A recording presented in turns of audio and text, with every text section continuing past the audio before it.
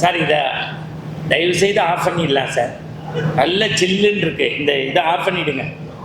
ஐயா கோச்சிக்கிட்டா பரவாயில்ல, நீங்கள் ஆஃப் பண்ணுங்க.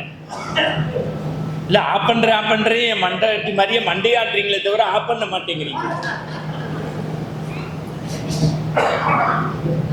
நீ என்னப்பா என் மச்சின மாதிரி வேலை செய்கிற மாதிரியே சுற்றி சுற்றி வரப்பா. எப்போதுமே வேலை செய்கிறவன் பரபரப்பாக இருப்பான், செய்கிற மாதிரியே நடிக்கிறவங்க போயிட்டே வருவாங்க. அதுக்காக நான் அவரை சொல்கிறேன்னு நீங்கள் நினைக்காதீங்க. இப்போ ஆஃப் பண்ணிடுவாங்க. நீங்கள் ஒரேடியாக என்னை ஆஃப் பண்ணிடாதீங்க. எல்லாம் மைக்கு நல்லா இருக்காது, ஆஃப் ஆகிட்டா நல்லா இருக்கும்.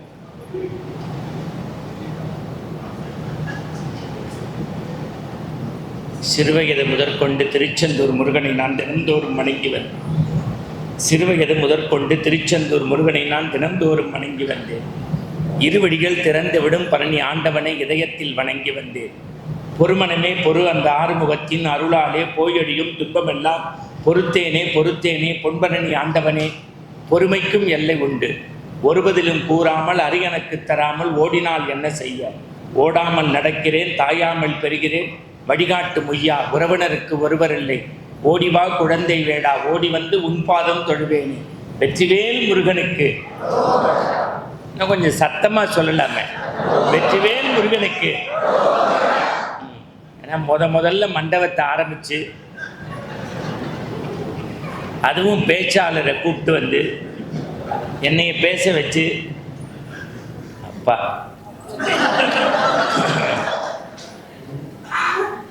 இவ்வளோ ஃபேன் இருக்கும்போது அந்த ஃபேன் எதுக்கு நமக்கு?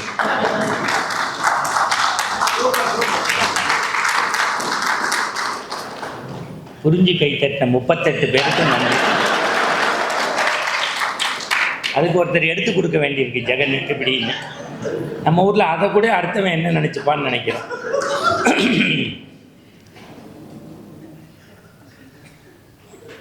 உட்காருவீங்களா கிளம்பிடுவீங்களா? அது பின்னாடி ஒருத்தர் எப்படி பார்க்குறாரு, இந்த ஆள் பேசுவானா, உட்காரலாமா? இடையில மழை விட்டுருச்சு, உங்களுக்கு எத்தனையோ வேலை இருக்கும் ஞாயிற்றுக்கிழமை. சப்போஸ் போகணும்னு நினச்சா சொல்லாமல் கொள்ளாமல் 2 பேராக போங்க. 5 பேராக போய் எனக்கு ஹார்ட் அட்டாக் வர்ற மாதிரி பண்ணக்கூடாது. ஏன்னா நம்ம ஊரில் ஆன்மீக கூட்டம் கேட்கும்போது தனியாக வருவாங்க, போகும்போது அந்த தெருவையே காலி பண்ணிடுவாங்க. அவன் முடிக்க மாட்டான்டா, 8:30 தான் பிரசாதம் வா அப்படின்ட்டுருவாங்க. இன்னும் 2 பேர் உள்ளே வராங்க, வாங்க. அவர் கமல் மாதிரியே சிரிச்சுக்கிட்டே வர்றாரு.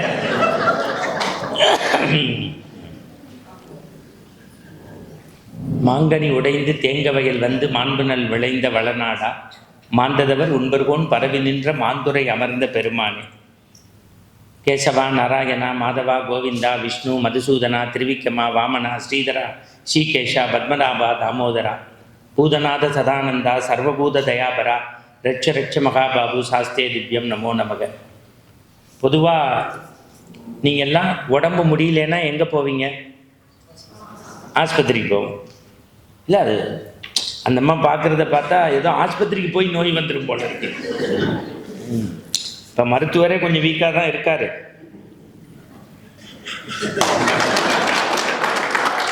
எப்பா உங்கள் தர்மபுரியில் எதையாவது 7:30 கூட்டிக்காதீங்க.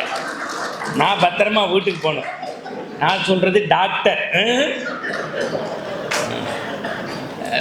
இந்த முடிகிற வரைக்கும் இந்த சஞ்சீவி ராயன், இந்த நம்ம சவுந்தரபாண்டியன், ஜெகன் 3 பேரை நீங்கள் வெளிநடப்பு செஞ்சால் கூட தப்பு இல்லை.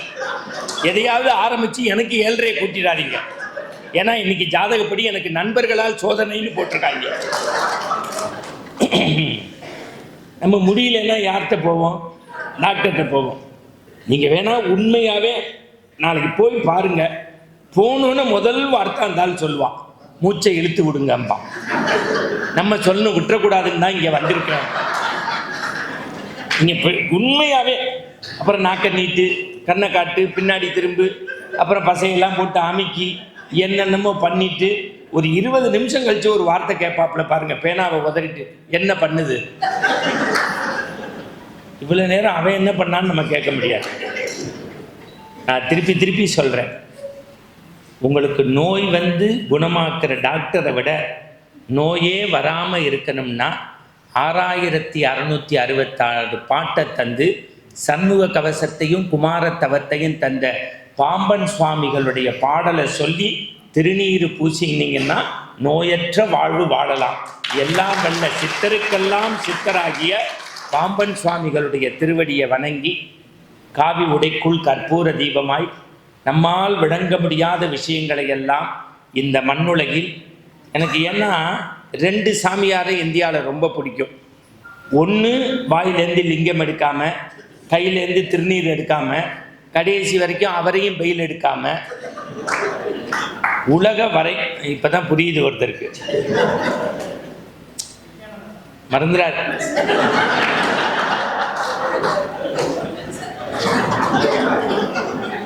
இந்த வடிவேல் கேட்குற மாதிரி எனக்குன்னே வருவீங்களா? நான் பேரை சொல்லக்கூடாதுன்னு நாகரீகமாக சொல்கிறேன்.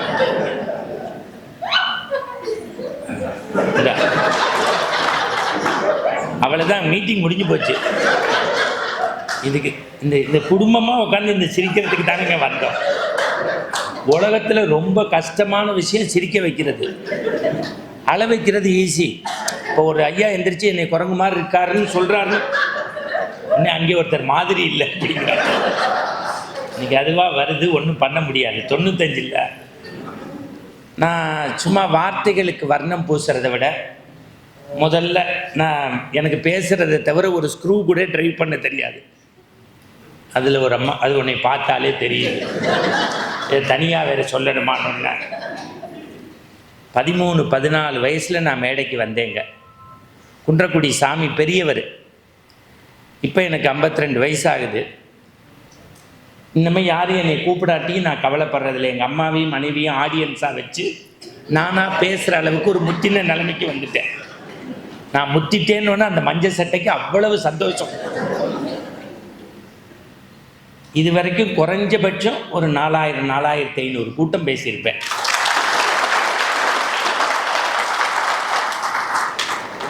சென்ற மாதம் அமெரிக்காவுக்கு நான் போயிட்டு வந்தது 13வது தடவை. 10 தடவை B1 B2 விசா முடிஞ்சு போச்சு. ஆனால் ஓரளவு இப்போ வள்ளலாரை பேசினா அதுபடி வாழணும்னு. ஏன்னா தமிழ்நாட்டில் நிறைய பேர் வள்ளலாரை பேசுகிறான். ரூமில் வான்கோழி பிரியாணி கேட்குறான் ஆர்கனைசர்கள். அது இதுக்கு தான் என்னை கூப்பிடாதீங்கன்னு. கற்பை பற்றி 3/4 மணி நேரம் மேடையில் பேசுகிறான். கற்போடு இருப்போம், கற்பை காப்பாற்றுவோம், கற்பு நம் உயிருக்கு சமமானது. காரில் போனோன்னு டிரைவர் கேட்குறாரு, ஐயா இன்னைக்கு எங்கே போகணும், எந்த வீட்டுக்கு போகணும்னு.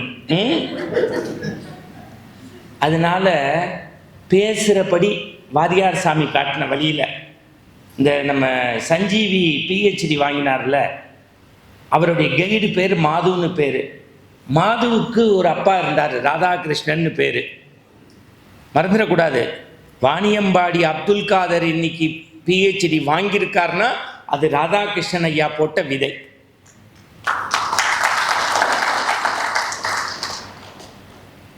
ஜாதி மதங்கள் எல்லாம் பார்க்காம இந்த மண்ணுலகத்தில் அறம் சார்ந்து வாழ்ந்த மனிதர்கள் தான் நம்முடைய முன்னுதாரணமாக இருந்தாங்க.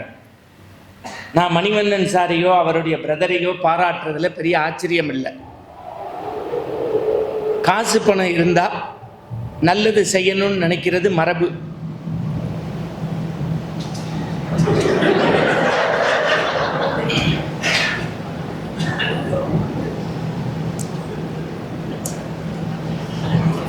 வேண்டாம், இதுதான் ஆஃப் பண்ணிடல. அமைதியாக இருக்குது. நல்ல உங்களுக்கு வேண்டாம்ல ஏசி. ஒரு பொருளை வேண்டான்னு முதல்ல தர்மபுரியில் தான் சொல்லியிருக்கீங்க. தமிழ்நாட்டில் இனாமா ஊசி குத்துறான்னு 5 போடுறாங்கிறான். ஏப்பா உனக்கு நோய் இல்லையே, சும்மா போட்டு வைங்க, வரும்போது சரியாயிட்டு சொல்கிறான்.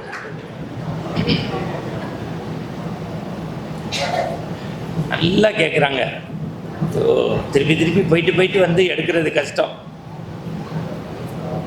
நான் திருப்பி சொல்கிறேன்,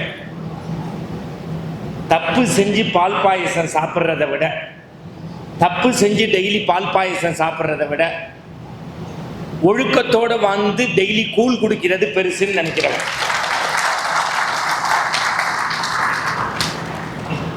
இன்னும் பச்சையாக சொல்கிறேன், மூட்டை தூக்கி கூட நம்ம முதுகு குமியலாம். அவமானத்தால முதுகு குமியவே கூடாது. மணிவண்ணன் சாரோ அவர் தம்பியோ ஒரு சிறந்து விளங்குறதுல எனக்கு பெரிய ஆச்சரியம் இல்லை. தனக்கு பின்னாடி இந்த ஊர்ல ஒரு 3 நல்ல இளைஞர்களை உருவாக்கி இருக்காங்க பாருங்க. அதுக்கு தான் நீங்க ஒரு நிமிஷம் இடைவிடாத ஒரு கைத்தட்டு கொடுக்கணும். பத்தாது.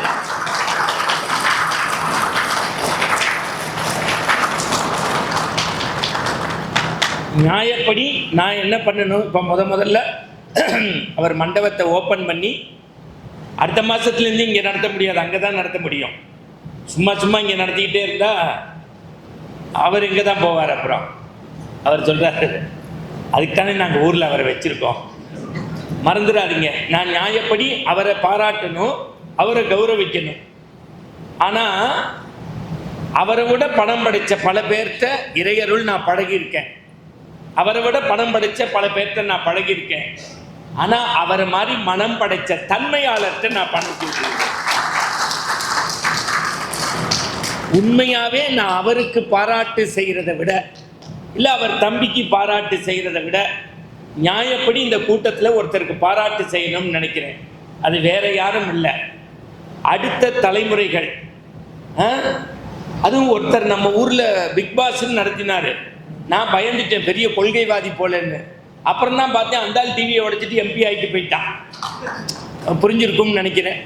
புரியலனாலும் அதை பற்றி கவலை இல்லை, நமக்கு என்ன இருக்குது. ஆனால் அடுத்த தலைமுறையை அறம் சார்ந்து இறைவணக்கம் பாடுறதுக்கு மேடை கூப்பிட்ட போது எங்கள் பொருளாளர் ஐயா சொன்னார், எங்களுடைய நிலைய வித்வான் அந்த பாப்பா தான், அவள் தான் எப்போதுமே பாடுவான்னா. எம்எஸ் அம்மாவும் நித்யஸ்ரீயும் சுதா ரகுநாதன் மட்டும் பாட பிறந்தவங்க இல்லை, இந்த பாப்பாவும் பாட பிறந்தவங்கன்னு நிரூபிக்கிறாங்கல்ல. அதுதான் ஆனந்த ஆன்மீகத்தினுடைய மிகப்பெரிய வெற்றி. அந்த நான் மணிவண்ணன் சாரை பாராட்டுறது தப்பா போயிடும். இப்போ அவரே என்ன நினைக்கிறாரு, முதல்ல ஒரு மண்டபம் திறந்திருக்கோம், ஒரு பேச்சாளரை கூப்பிடுறோம், எல்லாருக்கும் முடிஞ்சோன்னா மரியாதை பண்ணுவாங்க கவர் கொடுத்து. அவர் இந்த மாதிரிலாம் விரும்ப மாட்டார். ஒரு 8 பவுனுக்கு செய்யணும், ஒரு 2 பவுனில் மோதிரமோ, இல்லை சஞ்சீவிட்ட சொல்லி ஒரு பிரேஸ்லெட்டோ பண்ணி அனுப்பலாம். இப்போ நம்ம வேண்டானாலும் அது அவருடைய பெருந்தன்மை. இருந்தாலும் என்ன, நல்லா தான் கை தட்டி வைக்கல, தலைவர் அவர் தானே. அவர் இப்போ சஞ்சீவியை பார்த்து சொல்றாரு, இந்த மாதிரி இவர் 2 வருஷத்துக்கு இவனை கூப்பிடாது. யாரை கேட்டு இவனை கூப்பிடுறீங்க? அந்த குழந்தைய பாராட்டுறது தாங்க சார் சந்தோஷப்படுவார்.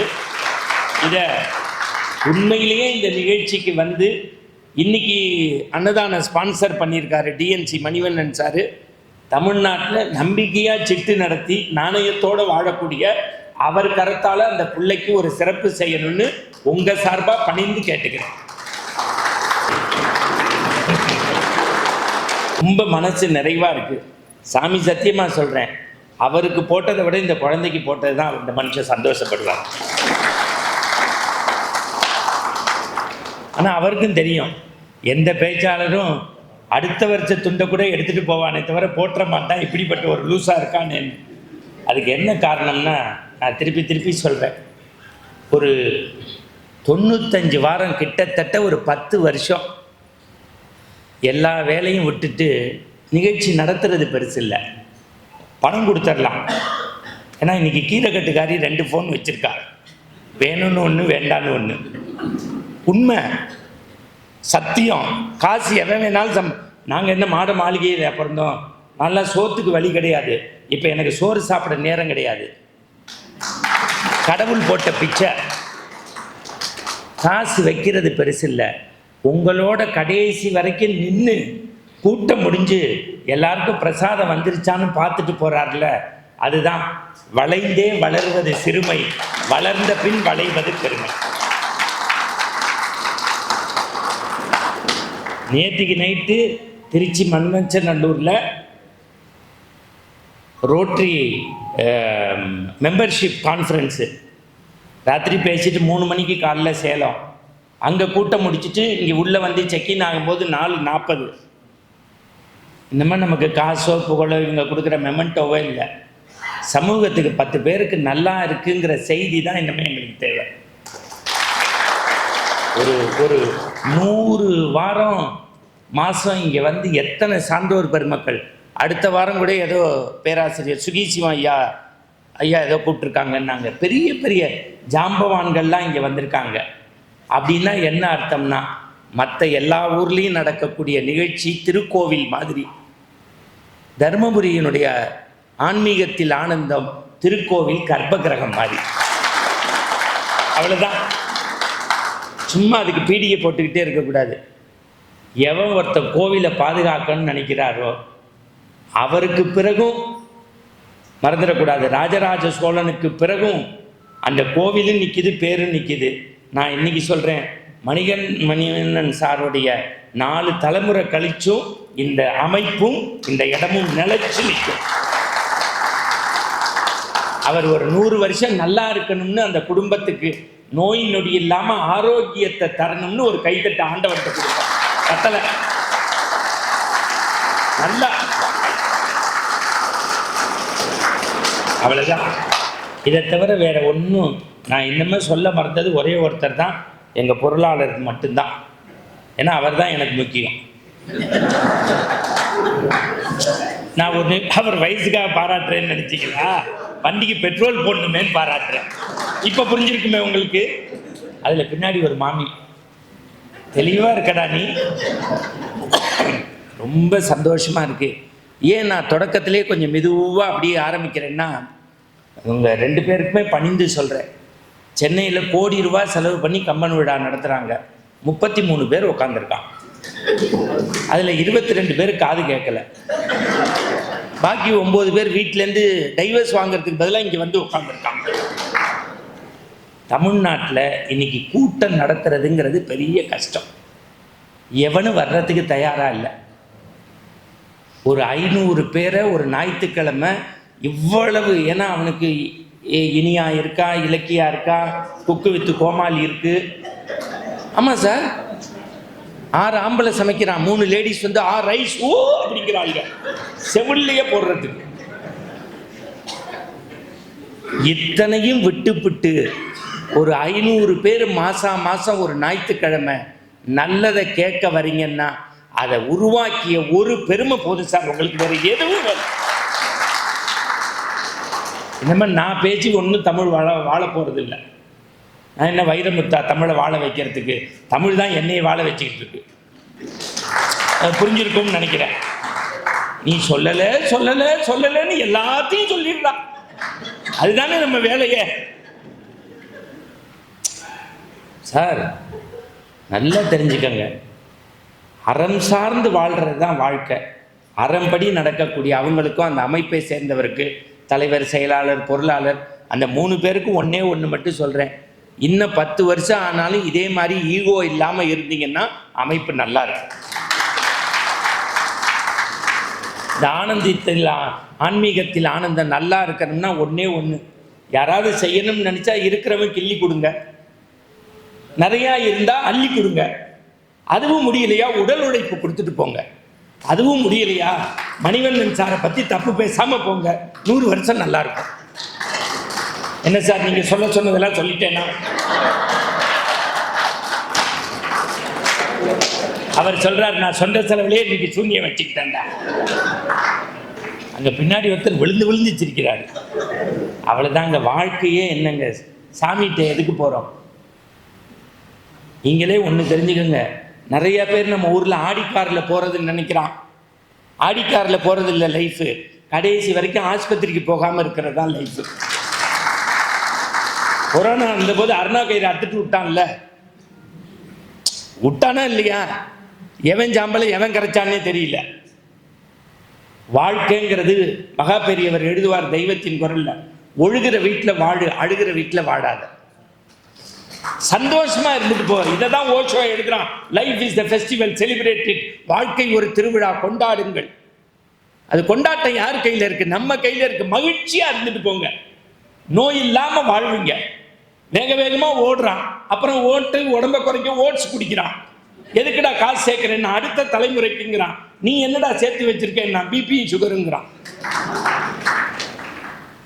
எதுக்கு பயன்? அது நான் இப்ப கூட சொல்றேன், அடுத்த ஒரு 1.5 மணி நேரம் எப்ப முடிப்பானோன்னு கவலையோட உட்கார்ந்துருக்காதீங்க. சந்தோஷமா இருங்க. ஒரு ஜோக் சொன்னா சிரிங்க. முந்தானத்து மயிலாப்பூர் ஹியூமர் கிளப்ல 3/4 மணி நேரம் பேசுறேன். உயிரை கொடுத்து 40 ஜோக் சொல்றேன். 40வது ஜோக்குக்கு ஒரு பெரியவர் என்னங்க என்ன இப்பதான் எனக்கு முதல் ஜோக்கே புரிஞ்சிச்சுன்னாரு. அப்புறம் நான் என்ன பண்ண முடியும்? நான் கவலையே பட மாட்டேன். இன்னைக்கு காலைல 10:30 மணிக்கு சேலத்துல மகாமாரியம்மன் கோவில்ல போய் சாமான் கும்பிடலாம், காயத்ரி ஜெபம்னு பூனெல்லாம் மாத்திக்கிட்டு போய் சாமி கும்பிடுறேன். சாமி சத்தியமா சொல்றேன், அங்க ஒரு லேடி 80 வயசு இருக்கும், என் மடியில படுத்து என்கிட்ட செல்ஃபி எடுக்குது. நான் பதறிட்டேன். நம்ம ஒன்றும் ரஜினிகாந்த் இல்லை. அம்மா என்னை உனக்கு தெரியுமாம்மான்னு. என்ன தம்பி இப்படி கேட்குறீங்க அப்படின்னு கண்ணாடியை சரி பண்ணிட்டு டெய்லி காலைல ஜீ தமிழ்ல உங்க ஜோசியம் கேட்டு தான் வெளியில போவேன். நான் விஷம் குடிச்சு செத்துருக்கணும். என்னங்க என்ன? ஆமா நீங்க தானே அரியேசன் வெங்கட்ராமன். இல்லம்மா நான் அருளுரை பேசுற மணிகண்டன். இல்ல முகச்சாடை ஒரே மாதிரியே இருக்கேன். நான் என்ன சொல்ல முடியும்? எங்க அப்பாவை தான் பார்த்தேன், நீ எதுவும் சேலத்துக்கு வந்துட்டு போனியாப்பா? புரிஞ்சாதான் சிரிக்க முடியும். நான் இப்போ கூட உங்களுக்கு சொல்றேன், ராமாயணம் கேளுங்க, பாரதம் கேளுங்க, பெரிய புராணம் படிங்க, நல்ல ஆன்மீகத்தை கேளுங்க. ஆனா அடுத்த வீட்டுக்காரன் கெட்டு போகணும்னு நினைச்சீங்கன்னா பிரயோஜனம் இல்லை. சந்தோஷமா வாழ்ந்துட்டு போங்க, மகிழ்ச்சியா இருங்க, நோயே வராது உங்களுக்கு. ஒரு தடவை நீங்க சிரிங்க, 2 சொட்டு ரத்தம் நல்லா ஊறுது. மணிவண்ணன் சார் என்ன செஞ்சிட்டாரு? இத்தனை பேருக்கு இன்னைக்கு ராத்திரி நல்ல ரத்தத்தை கொடுத்தாருல, அது ஒண்ணு போதும். நான் சைக்காலஜி படிச்சிருக்கேன். டாக்டர் சொல்றான் 8 ஆப்பிள் சாப்பிட்றது ஒரு தடவை சிரிக்கிறது 1. 8 ஆப்பிள் சாப்பிட்றது ஒரு தடவை சிரிக்கிறது 1. அதுக்காக இன்னைக்கு ராத்திரி 1:30 மணிக்கு தர்மபுரியில ஏறி நம்ம மொட்டை மாடியில கையை விரிச்சு 5 லிட்டர் ரத்தத்தை மொத்தமா ஏத்துறேன்னு தனியா சிரிச்சு, அப்புறம் நாளைக்கு அடுத்த மாசம் கூட்டத்துக்குள்ள வரும்போது 2000, 4000, 8000 அப்படின்னா ஜெகன் எனக்கு போனை போட்டு நல்லா இருந்தாங்கடா லூசு பேல, இப்ப தர்மபுரியே சிரிப்பா சிரிக்குதுன்றுவாங்க. இந்த மாதிரி கூடி உட்கார்ந்து நன்னூல்ல இந்த நன்மக்களை மாதிரி எல்லாரும் சந்தோஷமா இருந்து மகிழ்ச்சியா உட்கார்ந்து சிரிக்கிறது தாங்க வாழ்க்கை. அந்த அறம் சார்ந்த வாழ்க்கையை நான் திருப்பி சொல்றேன். இன்னொரு செய்தி, நான் இங்க முதல்ல பேச வரும்போது மேடைக்கே வர கூச்சப்பட்டாரு நம்முடைய மரியாதைக்குரிய ஜெகனுக்கும் சஞ்சீவிக்கும் பக்கத்துல இருக்க நம்ம சவுந்தரபாண்டியன். இப்ப ஒவ்வொரு சனி ஞாயிறும் டெய்லி ஒரு பட்டிமன்றம் போறாரு, டிவி எல்லாம் பேசிக்கிட்டு இருக்காரு. உண்மையா இல்லையா? நல்லா தான் கை தட்டுங்களேன். சரி, இன்னொரு விஷயத்தையும் சொல்லிடுவோம். வரக்கூடிய 19ஆம் தேதி ஜெயா தொலைக்காட்சி விநாயகர் சதுர்த்திக்கு பண்ற பட்டிமண்டபத்தில் இப்பதான் நான் வரும்போது தான் 4:30 ஏற்கனவே ஒரு தடவை சொல்லியிருந்தேன், கூப்பிட முடியல. இந்த தடவை 19ஆம் தேதி விநாயகர் சதுர்த்தி பட்டிமன்றத்தில் அவரும் பேசுறாரு. எல்லாமே ஓபிஎஸ் மாதிரி இப்படிங்கிறீங்களே, அதுதான் ஒண்ணும் இல்லாம உட்காந்து வச்சுட்டாங்கல்ல, அப்புறம் என்ன பேசாம இருங்க. நான் சொல்றது இவரை சொல்றேன்ப்பா, உடனே யூடியூப்ல போட்டுறாதீங்க. எனக்கு அவர் ரொம்ப வேண்டியவர். அந்த 6 பேரையும் இப்போ குறுகுறுன்னு பார்க்கறத பார்த்தாலே என்னை கவுத்துருவீங்க போல இருக்கு. ரொம்ப யாரை பாராட்டுறது யார்? ஜெகன் உங்க ஊர்லனால உங்களுக்கு தெரியல, அவர் தீப்பெட்டியோ அந்த மேலே போடுற ஷீட்டு இது பண்றதோ பெருசு இல்லை. தமிழ்நாட்டில் மிகச்சிறந்த புகைப்பட கலைஞர்னு ஆனந்த விகடன் தேர்வு செய்யப்பட்ட ஒரு ஆளு உங்க அமைப்பை சேர்ந்தவர்.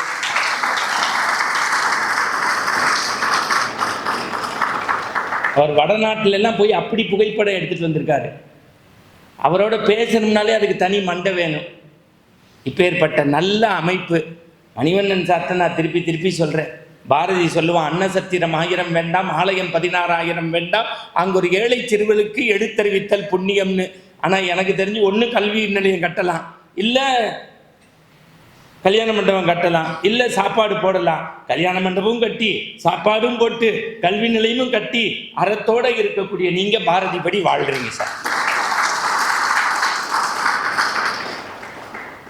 இன்னைக்கும் சொல்லிட்டு போறேன், யூடியூப்லயும் குறிச்சிக்கோங்க. நீங்க காசு கொடுக்குறீங்களோ கொடுக்கலையோ, கூப்பிடுறீங்களோ கூப்பிடலையோ, வருஷத்துக்கு ஒரு தடவை குலதெய்வம் கோவிலுக்கு போற மாதிரி தர்மபுரியோடைய இந்த ஆன்மீகத்தில் ஆனந்தத்தில் பேசுறத ஒரு கோவிலுக்கு போற மாதிரி நான் நினைக்கிறேன். நீங்கள் சுதா ரகுநாதனும் நித்யஸ்ரீயும் அருணா சாய்ராமும் 1000 இடத்துல பாடினாலும் திருவையாறு தியாகராஜ உற்சவத்தில் போய் வருஷத்துக்கு ஒரு தடவை பாடினாதான் மரியாதை. சித்ரா விஸ்வேஸ்வரனும் நம்முடைய பத்மா சுப்பிரமணியனும் உலகமெல்லாம் போய் டான்ஸ் ஆடினாலும் வருஷத்துக்கு ஒரு தடவை நாட்டியாஞ்சலியில் போய் ஆடினாதான் மரியாதை. அது மாதிரி தமிழ்நாட்டில் பேசுகிறபடி வாழ்ந்து பேச்ச உயிராக நினைக்கிற ஒரு பேச்சாளன் வருஷத்துக்கு ஒரு தடவை போக வேண்டிய புண்ணிய மேடை எதுன்னா இந்த தர்மபுரி ஆன்மீகத்தில் அவ்வளோதான். அதில் பின்னாடி ஒருத்தர் சரி உன்னை கூப்பிடுவாங்க விடுறா நீனும் வருவேன்னு பார்க்குறோம். பாண்டியன் ஸ்டோர் மாதிரி இழுக்கிறிய. அது மட்டும் 9 வருஷம் போட்டாங்க பார்த்தீங்க. சரவண மீனாட்சி 11 வருஷம் போட்டாங்க. ஆனால் 32 தடவை மீனாட்சியை மாற்றிட்டாங்க. அதில் பின்னாடி ஒருத்தர் அவர் கொடுத்து வச்சவன் அப்படிங்கிறாப்புல. என்ன சிரிச்சு இந்த மாதிரி தையல் போட்டுருவாங்க போல இருக்க. அவ்வளோதாங்க, சந்தோஷமாக மகிழ்ச்சியாக இருக்கும் கலகலன்னு. அதாவது இந்த கொடுத்த காசுக்கு வேலை வாங்குற முதல் ஊர் தர்மபுரி தான். எனக்குன்னு ஒரு தலைப்பை செலக்ட் பண்ணி போடுவாப்புல சஞ்சீவி. உங்களுக்கு என்ன கை தட்டிருக்கீங்க, நாளில் பரீட்சைக்கு படிக்கிற மாதிரி படிச்சுட்டு வந்திருக்கேன். அதை வேறு உங்கள் தலைவர் இன்னைக்கு போட்டு உடைச்சிட்டாரு. இப்படி படிச்சிருந்தா நான் 3 PhD வாங்கியிருப்பேன். ஆலய வழிபாடு அதோடைய சிறப்பு என்னன்னு ஒரு தலைப்பு. ஆலய வழிபாடு அற்புதங்கள்னு கொடுத்துட்டார். ஒன்றுமே கிடையாது உலகத்தில். நீங்கள் கோவில்னா நான் கும்பிட்ற முதல் ஆள் நம்ம வாரியார் சாமி தான். நேற்றுக்கும் சரி, இன்னைக்கும் சரி, நாளைக்கும் சரி, அவரை அடித்து பார்க்கறதுக்கு ஒரு ஆள் கிடையாது. ஒரே கேள்வி தான் அவர்கிட்ட கேட்குறாங்க. சாமிங்கிறது எப்படி எழுதுகிறோம்? அங்கிங்கனாதபடி எங்கும் இருக்குல்ல, தூணில் இருக்குது, துரும்புற இருக்குது. அப்புறம் எதுக்கு சார் ஆலயம்னு ஒரு கோவில்னு கேட்குறாங்க. நானாக இருந்தால் பரீட்சையில் சாய்ஸில் விட்டு படிச்சிருப்பேன். வாரியார் சொல்கிற ஒரே வரி, பசுவினுடைய உடம்பு முழுக்க பால் இருக்கு, பசுவினுடைய உடம்பு முழுக்க பால் இருக்கு. காதில் திருவினா பால் வராது, வாழை பிடிச்சி இழுத்தா பால் வராது, கொம்புல கேட்டால் பால் வராது, மடிக்காம்பில் போய் கேட்டாதான் பால் வரும். கடவுள் எல்லா இடத்திலும் பால் போல பரவி இருந்தாலும் கர்ப்ப கிரகத்திற்குள் வைத்து அவனை வழிபட்டால் தான் அந்த அருள் பால் சுரக்கும். ஒரே வரிதான். அடுத்த வரி சொல்றாரு பாருங்க, தர முழுவதும் தண்ணி இருக்கு, ஆனா அது கண்ணுக்கு தெரியாது. ஒரு கிணறோ ஒரு குழாயோ போட்டாதான் தண்ணி வெளியில வரும். கோவில்னு ஒண்ணு இருந்தாதான் மக்களுடைய பார்வை அதுல படும். முடிச்சிட்டாரு. அடுத்த வார்த்தை போடுறாரு, கிராமம் இருக்குல்ல, கிராமம்னா உங்களுக்கு தெரியும்ல, அடுத்த தலைமுறையெல்லாம் தெரிஞ்சுக்கணும். ஏன்னா இப்போ எல்லாருக்கும் இந்த சும்மாடு, சுமை தாங்கிக்கல், நீர்மோர் பானகம், கூட்டாஞ்சோறு, கும்பாபிஷேகம். ஏன்னா இவனுக்கு ஃபேஸ்புக் தெரியுது, ட்விட்டர் தெரியுது, வாட்ஸ்அப் தெரியுது, இன்ஸ்டாகிராம் தெரியுது. வீட்டுக்கு யாராவது வந்தால் வாங்கணும் கூப்பிட தெரியல. அதானே உண்மை சார். நான்லாம் நீங்கள் நம்ப மாட்டீங்க, சின்ன வயசுல என் பையவே டிபார்ட்மெண்ட் ஸ்டோர் மாதிரி வச்சுருப்பேன். சத்தியம். பீஸா போன பல்பு, தார் உருண்டை, கோலி குண்டு. 3ஆம் கிளாஸில் ஒரு பம்பரத்துக்கு ஆங்கு வைப்பாங்க தோத்துட்டா. நான்லாம் எங்கள் அம்மாட்ட போய் கண்ணீர் வடிச்சிட்டேன். அந்த பம்பரம் இல்லாமல் எப்படிம்மா வாழ போகிறேன்னு. வைகோ கூட கவலைப்படல, பம்பரத்துக்கு நான் அப்படி கவலைப்பட்டேன். அதை புரிஞ்சவங்க தான் சிரிக்க முடியும். ஒரு மணிவண்ணன் சார் சொல்கிறார், இன்னைக்கு ஒரு முடிவோடு தாண்டா வந்திருக்கான். முதல்ல ஓபிஎஸ்ன்னா, அப்புறம் பம்பரம்னா, அப்புறம் மருத்துவருங்கிறான்.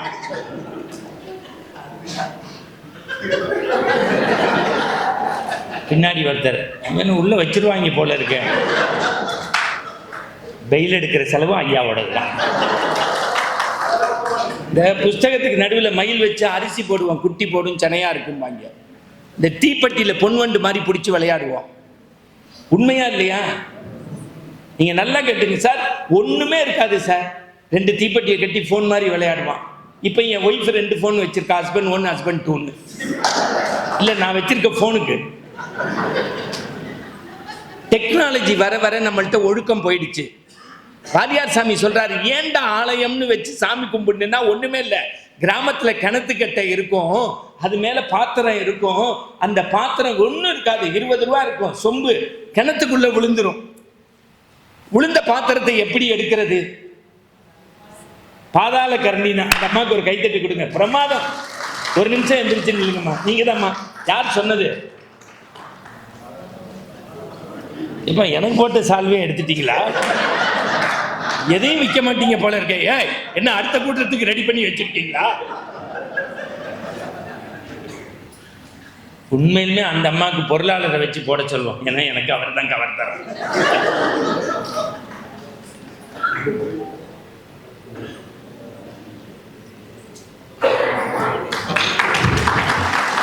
நல்ல ஒரு கைத்தட்டு கொடுங்க. அருமையா சொன்னாங்க.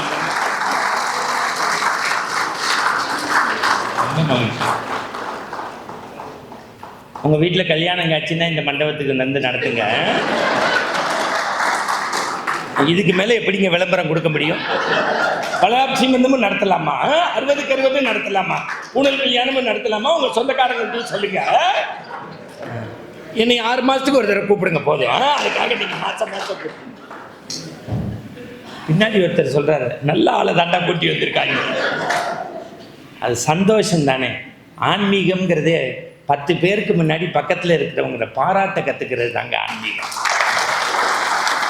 ஒருத்தர் குறை சொல்லி என்ன பண்ண போகிறோம்? இந்த பாருங்க, ஐயா கை கட்டி வந்ததுலேருந்து பார்க்குறேன். என்னைய குருன்னு நயன்தாராவை பார்க்குற மாதிரியே பார்த்துக்கிட்டு இருக்காரு. எனக்கு தெரிஞ்சு தமிழ்நாட்டில் ஒரு பேச்சாளரை இப்படி ரசித்த முதல் ஊர் இதுதான். நல்லா இருக்கணும். அவர் பாருங்க, அப்படியே ரசித்து கேட்குறாரு. சில பேர் அப்படியே நம்மளை உத்து பார்ப்பாங்க, எப்போ முடிப்பானோ. இவன் வாய் ஊமையா போனால் தான் முடிப்பான் போல இருக்கு. தெரியாமல் வந்து முதல் வரிசையில் உட்காந்துட்டோம். அடக்க முடியாமல் சிரிக்கிறார் பாருங்க. எப்படி மகிழ்ச்சியாக இருந்துட்டு போங்க. நல்லா சொன்னாங்க. பாதாள கரண்டின்னு. அந்த கரண்டியை கணத்துல உள்ட்டா பாத்திரம் பற்றி வரும். வாரியார் சாமி எழுதுறாரு, உங்க வாழ்க்கைங்கிற கிணத்துக்குள்ள நீங்க மாட்டிக்காம வெளியில வரணும்னா பாதாள கரண்டியில மாட்டி பாத்திரம் மேல வர்ற மாதிரி இறைவனுடைய பாதத்தை பற்றி மேல வாங்க. அதுக்கு தாண்டா ஆலயம். அப்ப கோவில்னா என்னன்னு தெரிஞ்சுக்கிட்டோம்.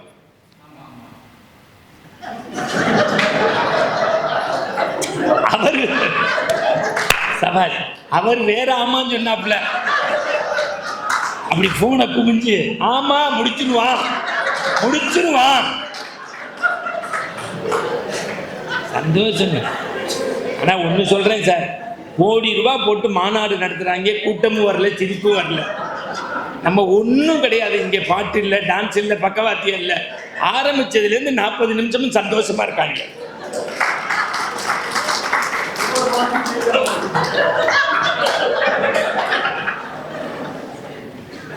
உண்மையிலுமே எனக்கு ஜாதகத்தில் இன்னைக்கு போராத நாள் தான். நல்லா கேட்டுங்க. கொஞ்சம் அடுத்தடுத்த செய்திகளுக்குள்ள போனாதான் ரொம்ப சுவையாக ரசிக்கணும், இல்லைன்னு சொல்லலை. சாமி கோவில்னா கூட நம்ம மனசு இருக்கு பாருங்க, முதல்ல இருக்கா இல்லையான்னு ஒரு சந்தேகம் இருக்கும்.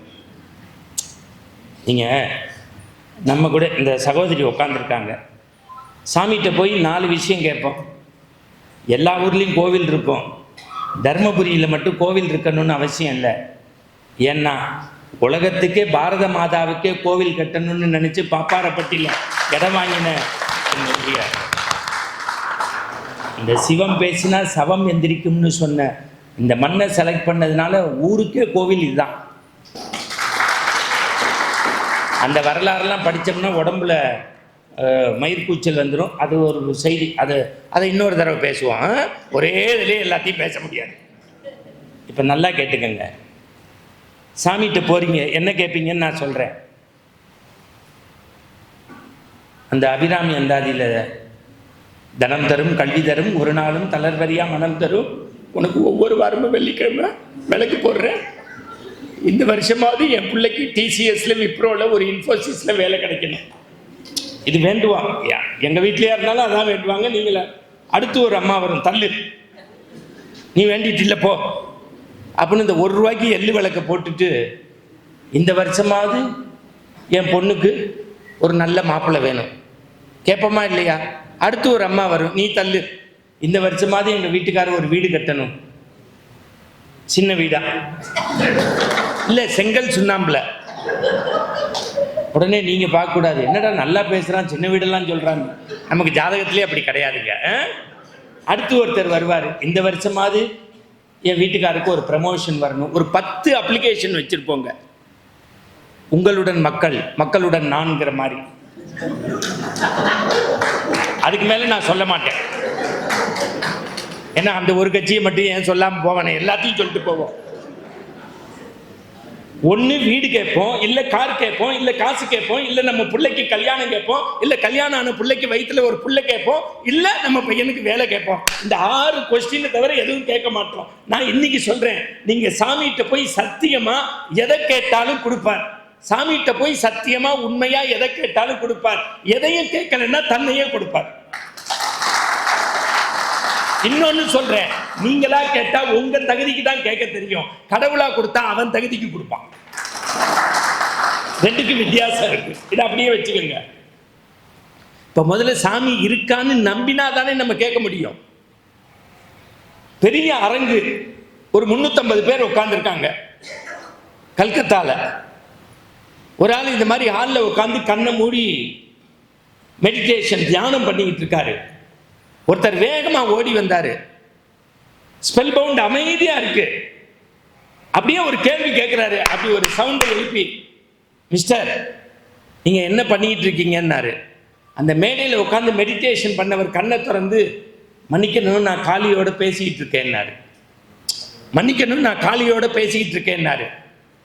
அந்த வந்தவர் டக்குன்னு ஆடியன்ஸை பார்த்து திருப்பி, மகாஜனங்களே இந்த முட்டாளை நம்பாதீங்க, மகாஜனங்களே இந்த முட்டாளை நம்பாதீங்க, காளியோட பேசுறேன்னு நம்மளை ஃபூல் பண்றாரு, நம்மளை முட்டாளாக்குறாரு. உடனே அவர் கேட்டாரு, எங்க அந்த காளியை 2 நிமிஷம் என்னோட பேச சொல்லுன்னாரு. எங்க அந்த காளியை 2 நிமிஷம் என்னோட பேச சொல்லு. நம்மளா இருந்தா என்ன பண்ணிடுவோம், பதறிடுவோம். எவனுமே நம்மளை கேள்வி கேட்கக்கூடாது, எதிர்கட்சியே கேள்வி கேட்கக்கூடாதுன்னு தான் நினைக்கிறோம். இல்லை பொதுவில் சொல்கிறேன், நீங்கள் எல்லாத்துக்கும் சிரிக்காதீங்க. வீட்டிலையே நம்ம மனைவி நம்ம சொல்கிறது தானே கேட்கணும்னு நினைக்கிறோம். இப்போ நீங்களே சொல்லி பாருங்க, என்னாலும் ஒன்றா உடனே சொல்லுவான். 1 சொன்னால் 9 சொல்றியம்பா. அது 9 சொன்னால் தான் மனைவி, 1 சொன்னால் ஆம்பளை. இல்லாட்டி இவனே சொல்லிடுவான், நீ இப்போ கடைசியாக என்ன சொல்ல வர, எவ்வளோ திட்டு வாங்கினதுக்கப்புறம். இவனுக்கு முட்டா பயலுக்கு சண்டையில் கூட சரியா வராது வார்த்தை. நல்லா கேட்டுக்கங்க, அந்த காளியை என்னோட பேச சொல்லுன்னா அடுத்த வார்த்தை அந்த மேடையில் உட்கார்ந்துருக்கவர் கேட்டார், நீங்கள் என்னவா இருக்கீங்கன்னாரு. ஐம் ஏ டாக்டர் அப்படின்னாரு. அடுத்த வார்த்தை மேடையில் மெடிடேஷன் பண்ணவர் சொன்னார், ரொம்ப மகிழ்ச்சி, உங்கள் பரிசத்தை உங்கள் கையை என் தலையில் வச்சு 2 நிமிஷம் என்னைய டாக்டர் ஆக்குங்களேன் அப்படின்னாரு. பதறிட்டான் அந்த ஆளு. என்னதுன்னா, உங்கள் கையை என் தலைமையில் வச்சு 2 நிமிஷம் என்னைய டாக்டர் ஆக்குங்கன்னா. அதுக்கு வந்தவர் சொன்னார், இம்பாசிபிள். டாக்டர்னா அதுக்குன்னு ஒரு படிப்பு படிக்கணும், அது படித்தாதான் உங்களை டாக்டர் ஆக்க முடியும். இப்போ மேடையில் இருந்தவர் சொன்னார், நீங்கள் டாக்டர் எல்லாம் பண்ணவர், எம்பிபிஎஸ் எம்டி எல்லாம் வாங்கினவர், 2 நிமிஷம் என்னை டாக்டர் ஆக்கிறதுக்கு படிக்கணுங்கிறீங்க. கண்ணுக்கு தெரிஞ்ச டாக்டர் ஆக்கிறதுக்கே படிக்கணும்னா, கண்ணுக்கு தெரியாத காளியோட நீங்க பேசணும்னா அதுக்குன்னு சில படிப்பு இருக்கு, அதை படிச்சா காளியே உங்களோட பேசுவா அப்படின்னாரு. அப்படி சொன்னவர் பேர் தான் ராமகிருஷ்ண பரமஹம்சர்.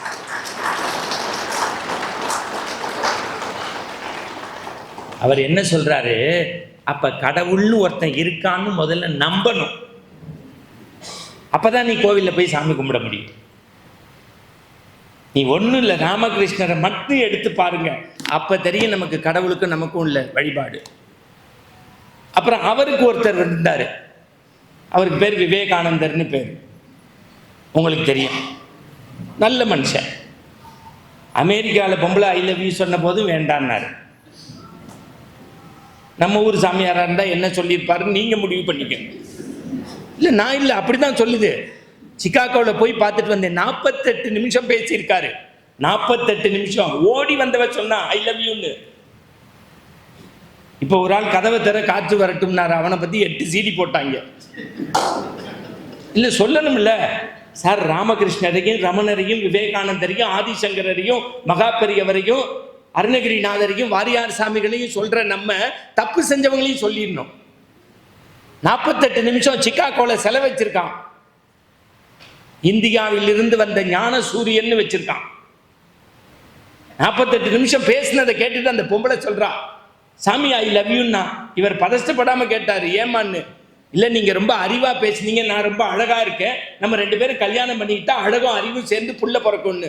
அடுத்த வார்த்தை அந்த சாமி சொன்னார், நான் உன்னை கல்யாணம் பண்ணிக்கிட்டு பிள்ளை பேருக்காக 10 மாதம் காத்திருப்பதை விட நீ தயார் என்றால் நான் இப்போதே உனக்கு பிள்ளையாக வருகின்றேன், தாயே என்னை குழந்தையாக ஏற்றுக்கொள்வாய். உலகத்துல மனுஷனால துறக்க முடியாதது காமம், கோபம். அதை 2ஐயும் திறந்தாதான் அவன் சாமி.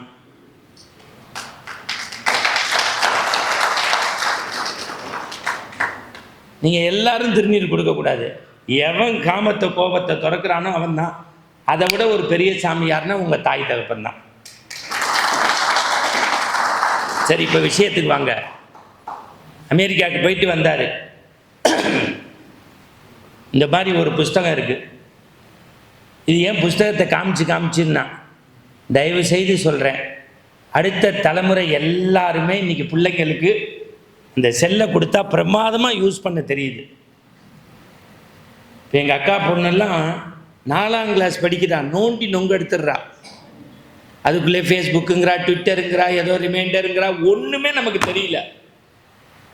என் கிளவி எல்லாம் எங்கள் பாட்டி 97 வயசு வரைக்கும் வீட்டில் இருந்தாங்க. 6 மணிக்கு மண்ணில் விளையாண்டா சத்தம் கொடுப்பா.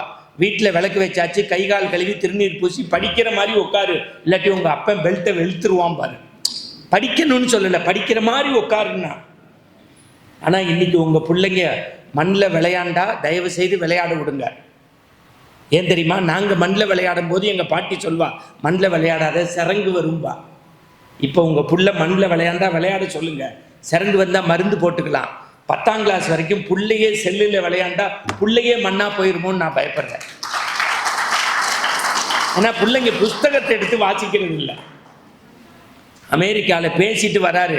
ஜெய்ப்பூர்னு ஒரு சமஸ்தானம், அங்கே ஒரு ராஜா கூப்பிட்டு சாப்பாடு கொடுக்குறாரு. சாப்பிட்டு முடிச்சோன்னே வெத்தலை பாக்கு போடணும். விவேகானந்தரை பார்த்து ஒரு கேள்வி கேட்குறாரு, சாமி ரொம்ப மகிழ்ச்சி, இந்து தர்மத்தை நீங்கள் ஊரெல்லாம் போய் பரப்பிட்டு வரீங்க, ஆனால் உங்கள் இந்துக்கள் மேலே எனக்கு உடன்பாடு இல்லை. கல்ல மண்ணை மரத்தை கடவுள்னு சொல்கிறான், என்னால் ஏற்றுக்க முடியலன்னாரு. சொன்னது யாரு? ராஜா. இந்த ராஜானாலே எப்போதும் கேள்வி பயங்கரமாக தான் வைப்பாங்க.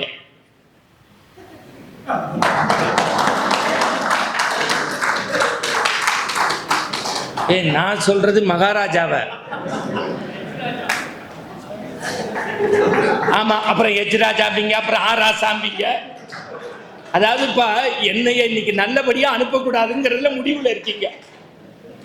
ஆனா உங்களுக்கு தெரியாது, எனக்கெல்லாம் இறைவனுடைய அருள், மரணம் யாராலையும் வராது. வந்தா என் டிரைவரால மட்டும்தான் வரும். டயத்துக்கு முடிக்கலன்னா பிரேக் அழுத்திக்கிட்டே இருப்பாப்புல. இப்போ நல்லா கேட்டுக்கோங்க. விவேகானந்தர் கேட்டார் ராஜாவை பார்த்து, என்ன கேட்டீங்கன்னாரு. உங்கள் இந்துக்கள் மண்ணை மரத்தை கல்லை கடவுளுங்கிறான், என்னால் ஏற்றுக்க முடியலன்னாரு. இவ்வளவுதானா? அந்த செவுத்தில் மாட்டியிருக்க ஃபோட்டோவை கலட்டுங்கன்னாரு பக்கத்தில் படை தளபதியை. கழட்டினான். அதை கீழே போட்டு உடன்னாரு. அவன் ஃபோட்டோவை கீழே போட்டு ஓடிட்டான். அடுத்து ராஜாவுடைய பக்கத்தில் இருக்க மந்திரியை கூப்பிட்டாரு. அந்த ஃபோட்டோவில் எச்சையை துப்பிடான்னாரு. ஐயையோ, இந்த ஆள் கொல்ல பார்க்குறான்னு ஓடிட்டான். அடுத்து ஒருத்தனை கூப்பிட்டாரு, சேவகம் மாதிரி நிற்பான்ல வாசல் வாயில் காவல், உன் காலால் நங்கு நங்குன்னு 2 மிதிடான்னாரு. முட்டாளாயா நீ அப்படின்ட்டு போனார். இப்போ ராஜா கேட்டான் விவேகானந்தரை பார்த்து, நீ பெரிய துறவின்னாங்க, பெரிய ஞானின்னாங்க, உன்னை கூப்பிட்டு விருந்தெல்லாம் கொடுத்தேன், ஏண்டா ஒரு ஃபோட்டோவில் எங்கள் தாத்தா இருக்கார், ஒரு ஃபோட்டோவில் எங்கள் அப்பா இருக்கார், 2 ஃபோட்டோவையும் மிதிங்கிற, எச்சை துப்புங்கிற, கண்ணாடியை வச்சு நங்குன்னு உடங்கிற, முட்டாளா நீ அப்படின்னாரு. இப்போ விவேகானந்தர் சொன்னார், யாரோ ஒரு ஓவியன் தான் எண்ணத்தில் அந்த தூரிகையை வரைஞ்சான், அதுக்குள்ளே உங்கள் தாத்தாவும் உங்கள் அப்பாவும் இருக்கிறதா நீ நம்பினா, ஏன் மண்ணுக்குள்ளேயும் மரத்துக்குள்ளேயும் கல்லுக்குள்ளேயும் எங்கள் கடவுள் இருக்காது நான் நம்பக்கூடாது.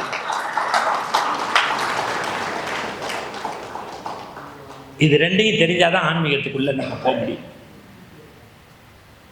இப்போ 3 செய்தி உங்களுக்கு சொல்லியிருக்கேன். கோவில்னா என்ன, சாமின்னு ஒன்று இருக்குன்னு முதல்ல நம்பணும், அதுதானே ரொம்ப முக்கியம். அப்புறம் எல்லாருக்கும் ஒரு சந்தேகம் வருது, நம்ம என்ன செஞ்சா சாமியை கிட்டக்க கொண்டு வர முடியும்?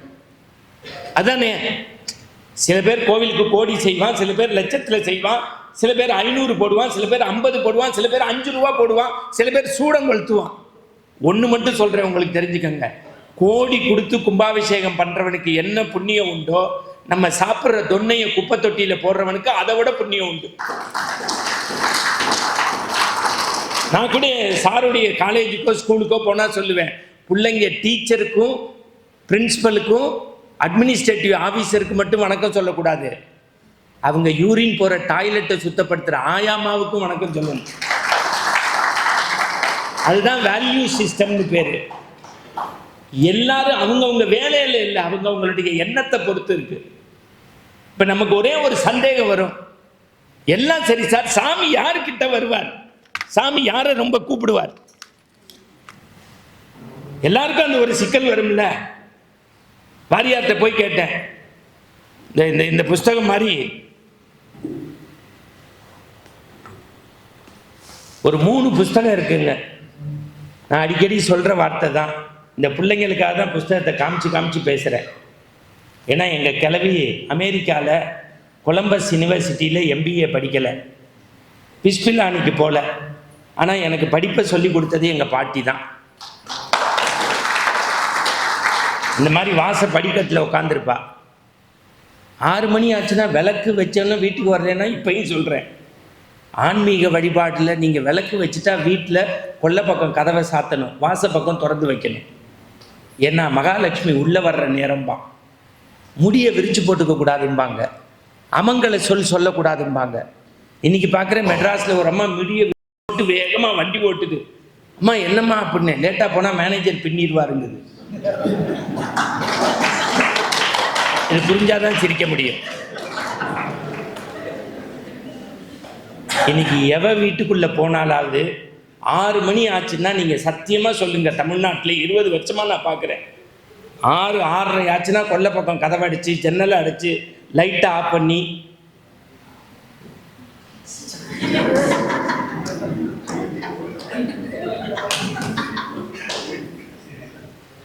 விளங்குமா வீடு. அவளாவது எபிசோடில் வாங்கிட்டு அழுகிறாளுங்க, இவங்க காசை கொடுத்துட்டு அழுகிறாங்க. நான் தயவு செய்து சொல்கிறேன், யார் வீட்டில் ராத்திரி 8 to 9 டிவி ஓடலையோ அந்த வீடு தான் உருப்பிடும். எவன் வீட்டில் தாத்தா பாட்டி இருக்காங்களோ அவன் புள்ள லவ் பண்ணி கல்யாணம் பண்ணவே பண்ணாது. இதெல்லாம் உண்மை. 8 மணிக்கு கழிச்சு புள்ள வரலன்னா கேட்பா, சார் ஏன்டா அவன் புள்ள வரல, கேட்டுறா அவளை, 2 நாளாக லேட்டாக வரான், ஏன்டா கேளுப்பா. சாமிங்கிறது நம்மளை பெற்ற தாய் தகப்பனோடைய ஒருத்தர் நம்ம மேல அன்பு செலுத்த போறான். இந்த உணர்வெல்லாம் சொல்ல முடியல, சரி அதை இன்னொரு நாள் சொல்லுவோம். இப்ப நல்லா கேட்டுங்க, முதல்ல சாமி இருக்குன்னு நம்ம நம்பணும். காளியோட பேசினதை சொன்னேன், விவேகானந்தர் பேசினதை சொன்னேன். கோவிலுக்குள்ள தயவு செய்து இந்த 3 புஸ்தகத்தையும் படிங்க. நான் அப்படி விளையாண்டு வாசல்ல வர எங்க பாட்டி உட்காந்துருந்தா, என்ன கிளவி பண்றேன்னு, ஊசியில நூல் கோக்குறேன்னா, இந்த ஜென்மத்தில் கோக்க முடியாதுன்னு. ஏன்னா ஊசி கீழே விழுந்து 3/4 மணி நேரம் ஆச்சு, நீ வெறும் நூலையை கோக்குறேன்னு. அவள் கடுப்பாய் ஊசியை எடுத்து கொடுத்தா. நூலை கொடுடான்னா அதையும் கொடுத்துட்டேன். காதை கொடுன்னா, நான் என்ன தாமஸ் ஆல்வா ஆயிடுச்சுன்னா ஏன் காதை கொடுத்தேன், உன் காது இல்லடா ஊசியினுடைய காதுன்னா. அதுக்கு ஏது பாட்டி காதுன்னு, சின்னமா ஓட்டை இருக்கு பாரு, அதுக்கு பேர் காதுன்னா. அந்த காதுக்குள்ள நூலை விட்டுட்டு MBA படிக்காத எங்க பாட்டி சொன்னா, சத்தியம், இந்த ஊசியினுடைய காதுல நூல் போனா சட்டையின் கிழிசல் சரி செய்யும். கடவுள் தந்த காதுகள்ல அறநூல்கள் போனா உன்னுடைய மனக்கிழிசல்கள் சரி செய்யப்படும். நூலை படியுங்கள், சங்கத்தமிழ் நூலை படியுங்கள். நான் அடிக்கடி சொல்லுவேன் மேடைகள்ல, இங்க உங்க தர்மபுரியிலேருந்து ஒரு 1.5 மணி நேரம் டிராவல் பண்ணா சேலத்துல, சில பேர் இளங்கோ சாருக்கு தெரியும், DNC மணிவண்ணன் சாருடைய பிரதர். அவர் செக்ரட்டரியேட்டில் அவர் போகாத ரூம் கிடையாது, பார்க்காத ஆள் கிடையாது, அவருக்கு தெரியாத அமைச்சர்கள் கிடையாது, IAS ஆஃபீஸர் IPS ஆஃபீஸர் கிடையாது. சில பேர் லஞ்சம் வாங்காத மாதிரி நடிப்பான், புரிஞ்சிருப்பீங்க. ஆனால் உண்மையே லஞ்சம் வாங்காமல் ஒரு ஆஃபீஸர் இருந்தார் நம்ம ஊரில். அவர் தான் சேலத்தை சேர்ந்த இறையன்பு IAS. 200 புஸ்தகம் எழுதியிருக்காரு, 200 புஸ்தகம் எழுதியிருக்காரு ஒரு IAS ஆஃபீஸர். நான் ஏன்னா அடுத்த தலைமுறைக்கு சொல்லுங்க, உங்கள் சமூகத்திலேயோ உங்கள் தெருவுலையோ உங்களோட செல்வாக்கு மிக்கவனும் காசு உள்ளவனும் இருக்கலாம். அவனை விட உங்க புள்ள அறிவாளியா இருக்கணும்னா படிச்சா போதும். படிப்பு மட்டும்தான். எனக்கு அவர்கிட்ட பிடிச்ச சத்தியம் சொல்றேன். காலேஜ் செல்ஃப் ஃபைனான்சிங் காலேஜ் தான். பல முறை அந்த கல்லூரிக்கு போயிருக்கேன், அவங்க ஸ்கூலுக்கு போயிருக்கேன். நல்லா படிக்கிறவன் ஏழை பிள்ளையா இருந்தா வெளியில தெரியாம ஃபீஸ் கொடுக்குறாரு. அக்கா 2000 பிள்ளைக்கு அவர் கட்ட முடியாது. உடனே நம்ம ஊர்ல சொல்லுவாங்க ஏன் பிள்ளைக்கு கொடுக்கல.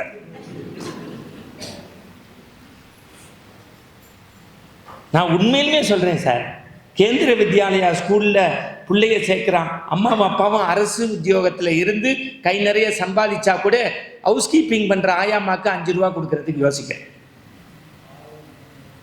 அது உண்மையிலுமே யாருக்கு பயன் தரணுமோ அதை தான் நம்ம யூஸ் பண்ணணும். சரி, அது ஒரு தனி சப்ஜெக்ட். ஏன் புஸ்தகத்தை காமிச்சு பேசுறேன்னா, இந்த இந்து சமய வினாவிடை, ஐயம்போக்கும் ஆன்மீகம், வாரியாருடைய ஒருவரி பதில்ல இவர் மாதிரி ஒரு சஞ்சீவி இப்படி ஒரு கேள்வியை கேட்டாரே, ஆலய வழிபாடும் அற்புதமும் சொல்லிட்டாருன்னு வாரியார் சாமி எழுதுறார் பார். கோவிலுக்குள்ள எப்படி போகணும்னு எழுதுறார் சார். அவருக்கு இணையா ஒருத்தர் எழுதவே முடியாது சார். அப்படி முதல்ல வாரியார் சாமி யாருன்னு நீங்க தெரிஞ்சுக்கணும். இப்ப மாதிரி அப்பெல்லாம் வசதி வாய்ப்பெல்லாம் கிடையாது.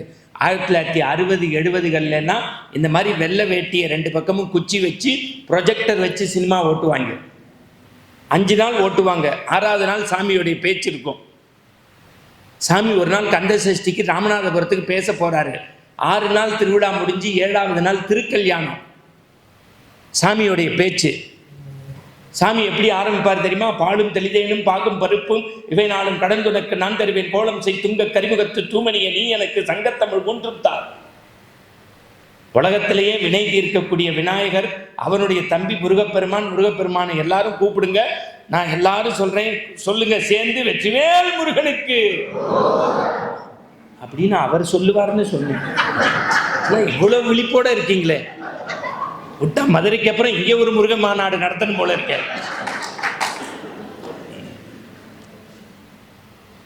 அவர் அப்படி சொல்லிட்டு சொல்லுவாரு, நான் இன்னைக்கு பேச போற தலைப்பு திருவிளையாடல் புராணம். அப்படி ஒரு பாஸ் கொடுத்து கேட்பாரு, டே இந்த கூட்டத்தில் கடைசி பையன் யாரு கை தூக்கும்பான். 50 பேர் தூக்குவாங்க. உடனே அடிப்பாரு, அதை நீ முடிவு பண்ணக்கூடாது, உங்க அப்பா முடிவு பண்ணு, கீழே போடுவோம். அது புரிஞ்சாதான் ரசிச்சு சிரிக்க முடியும். இந்த குடும்பத்தில் யார் கடைசி பையன் 50 பேர் கை தூக்குவான், அதை நீ முடிவு பண்ணக்கூடாது, உங்க அப்பா முடிவு பண்ணு, கீழே போடு. அடுத்த வார்த்தை கேட்பாரு, நான் இன்னைக்கு பேச போற தலைப்பு திருவிளையாடல் புராணம். எங்க சொல்லு ராஜா, முருகனுக்கு அப்பா பேர் என்னம்பாரு. திடீர்னு ஒரு பையன் திருன்னு முடிச்சான். சாமி என்ன கேட்டேன்னா, திருவிளையாடல் புராணத்துல முருகனுக்கு அப்பாவா வந்தவர் பேர் என்னன்னா, முதல் நாள் ராத்திரி மாப்பிள்ளை சினிமா பார்த்துட்டான். முருகனா வந்தது சிவகுமார், அப்பாவா நடிச்சது சிவாஜின்னு தான். ஆனா சாமி அவனை உடலை மேடைக்கு கூப்பிட்டு தனக்கு போட்டிருந்த மாலை அந்த பிள்ளைக்கு போட்டு, பெத்தா இந்த மாதிரி மாணிக்கத்தை பெறணும், அந்த அம்மா அப்பாவை மேடைக்கு கூப்பிடுங்கன்னாரு. பக்கத்துல ஒரு கந்தர் அனுபூதி கந்த புராணம் 2 புஸ்தகத்தையும் வச்சுக்கிட்டாரு. இந்த புள்ள மாதிரி தான் பிள்ளைய வளர்க்கணும். இந்த பெற்றோருக்கு ஒரு கை தட்டுங்க. இந்தியாவுக்கு சுதந்திரம் வாங்கி தந்த காந்தியை காந்தின்னு சொல்ல மாட்டோம், காந்தி ஜீம்போ. எல்லா செல்வத்தையும் நாட்டுக்கு கொடுத்த நேருன்னு சொல்ல மாட்டோம், நேரு ஜீம்போ. அது போல இந்த புள்ள கடவுள் முருகனுடைய அப்பா சிவாவை சிவான்னு சொன்னா கௌரவ குறைச்சல்னு சிவாஜின்னு சொன்னா. இந்த இதுல ஒரு ஆபாசம் இருக்கா? எனக்கு தெரிஞ்சு உலகத்துல கேமராமேன் சிரிச்சு நான் இன்னைக்கு தான் பார்க்கிறேன். அவரும் ஏதாவது வீட்டில் பறி கொடுத்த மாதிரியே உட்காந்துருப்பாரு. அவங்களுக்கு ஒரு கைத்தட்டு கொடுங்க. யூடியூப்ல எடுக்கிற மாதிரி நடிக்கிறேல. ஏன்னா 5 கேமரா இருக்கு. உலகத்திலேயே ஃபேஷன் ஷோக்கு தான் 5 கேமரா வைப்பாங்க. ஆன்மீகத்துக்கு 5 கேமரா வச்ச ஒரே ஊர் தர்மபுரி தான். எனக்கு பயமா இருக்கு, எந்த கேமரால என்ன போடுவீங்களோன்னு. ஏன்னா இப்போ யூடியூப் வருதா, நமக்கு முன்னாடி நம்ம வீட்டுக்கு மெசேஜ் போயிருக்கு. என் பொண்ணு கேட்குறா, 9 மணிக்கு கூட்டம் முடிஞ்சிருச்சு, ஏன் 3 மணி வரைக்கும் வரல அப்படிப்பா. உனக்கு எப்படி தெரியும்? நான் தான் பார்த்துட்டேன்ல யூடியூப்ல.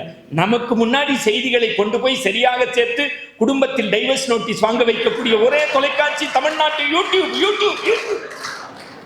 அதுல ஒருத்தர், மாப்பிள்ளை இன்னைக்கு உனக்கு இருக்குடி அப்படிங்கிறாப்புல. அவங்களப்பா மனிதர்கள் தானே, எவ்வளவு சந்தோஷம். நான் உண்மையிலுமே சொல்றேன், ஊடகத்து 4வது தூண்பாங்க. அவங்கவுங்க அறத்தை சரியா செய்யணும். சரி, அப்ப வாரியார் கேட்கிறாரு, கோவிலுக்குள்ள எப்படி போகணும்னு எழுதுறாரு. ஆலய வழிபாடு அற்புதம்னு சொல்லியிருக்கீங்களே, எவ்வளோ ரெஃபரன்ஸ் படிக்க வேண்டியிருக்கு. செயினுக்கு ஆர்டர் கொடுத்துட்டேலா? நீங்க மட்டும் என்னையே பார்க்கப்படாது, அந்த வேலையிலையும் சரியா இருக்கணும். நல்லா கேட்டுக்குங்க, ஒரு பாமரனுக்கு புரியுற மாதிரி சொல்றார் பாருங்க. கோவிலுக்குள்ள போவோம், வாசல்ல எப்போதுமே ஒரு 50 ரூபா பணத்தை கொடுத்து ஒரு கூடை வாங்குவோம். அதுக்கு பேர் என்ன கூடை? பூ கூடை, அர்ச்சனை கூடை. அது பெண்கள் பிரமாதமா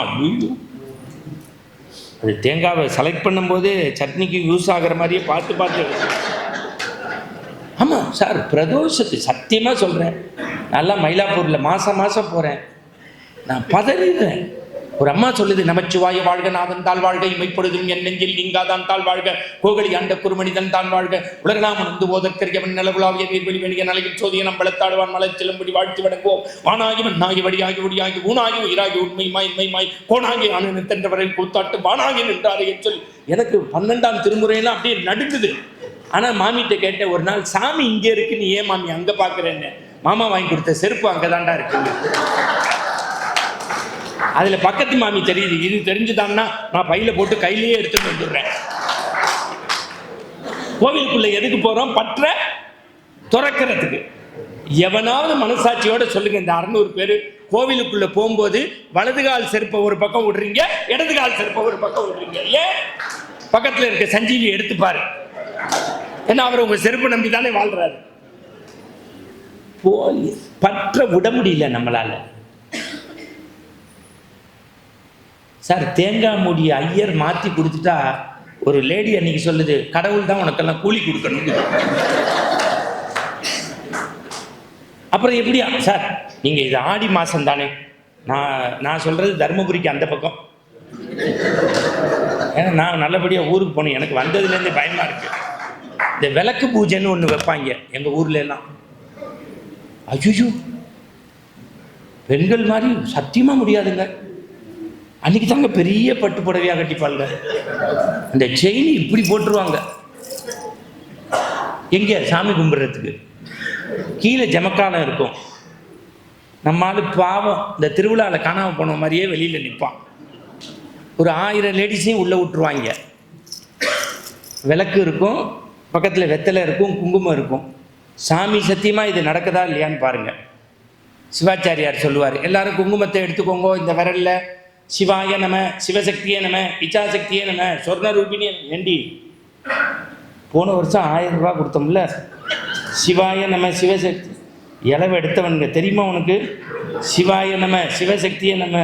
போன வருஷம் லட்டு எவ்வளோ பெருசாக கொடுத்தாங்க, இவ்வளோ பெருசு இருந்துச்சு, திருப்பதி லட்டு மாதிரி.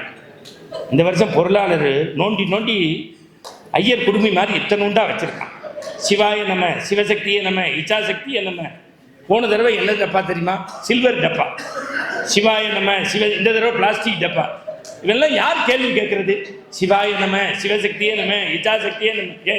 போன தடவை எப்படி இலை போட்டு சாப்பாடு போட்டாங்க, இந்த தடவை வாழைப்பூ மாதிரி இத்தனை உண்டு தட்டில் இத்தனை உண்டு போடுறான். வாடா, என்ன இவங்க அப்பா வீட்டு காசா? சிவாய நம சிவசக்தியே நம இச்சாசக்தியே நம. விளங்குமா?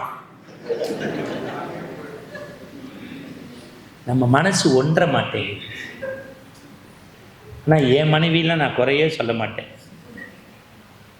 இது ஆடி மாதம் தெரியுமா? போன வருஷம் அவன் நடத்தி காட்டினது இன்னும் என் கண்ணு முன்னாடியே நிற்கிது. உங்களுக்கு என்ன சிரிப்பீங்க? நாளில் குத்துப்பட்டிருக்கேன்.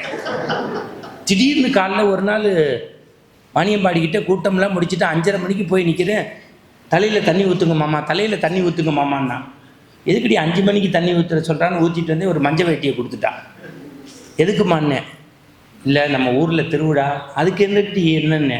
இல்லை எங்கள் அம்மாவுடைய அம்மா தலை கிறுக்கிறுன்னு சுற்றுது, வீட்டுக்கு வந்த மாப்பிள்ளை விருதம் இருந்தால் அம்மாவுடைய அம்மாவுக்கு நல்லதான்னா.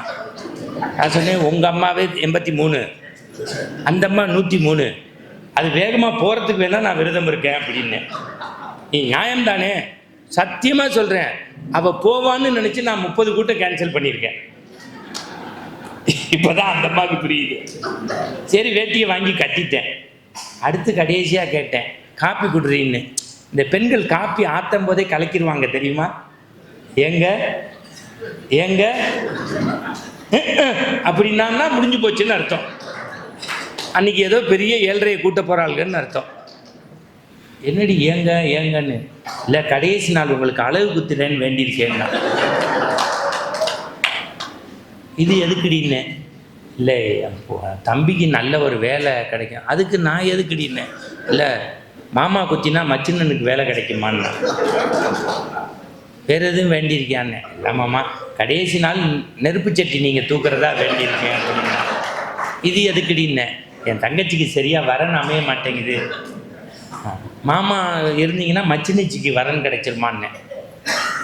நல்லா என்னை கற்பனை பண்ணி பாருங்க, நாக்கில் அழகு, கையில் நெருப்பு சட்டி, இடுப்பு ஃபுல்லாக வேப்பிலை கொள்ள மஞ்சள் வேட்டி, வேறு எதுவும் வேண்டியிருக்கியா தர்மபத்தினின்னு. அதெல்லாம் ஒன்றும் இல்லை மாமா, கடைசி நாள் ஒரு 20 அடிக்கு 20 அடியில் பூக்குழி போட்டிருப்பாங்க, நீங்கள் மிதித்து குடிச்சு வரணும் மாமா அப்படின்னா. நான் கடுப்பாயிட்டேன். இவ்வளவும் நான் பண்ணுறேன், நீ என்னடி செய்வேன்னு. அப்படிலாம் சொல்லாதீங்க, எங்கள் சொந்தக்கார லேடிஸ்லாம் வச்சு ஊன்னு உழவ போடுவேங்க.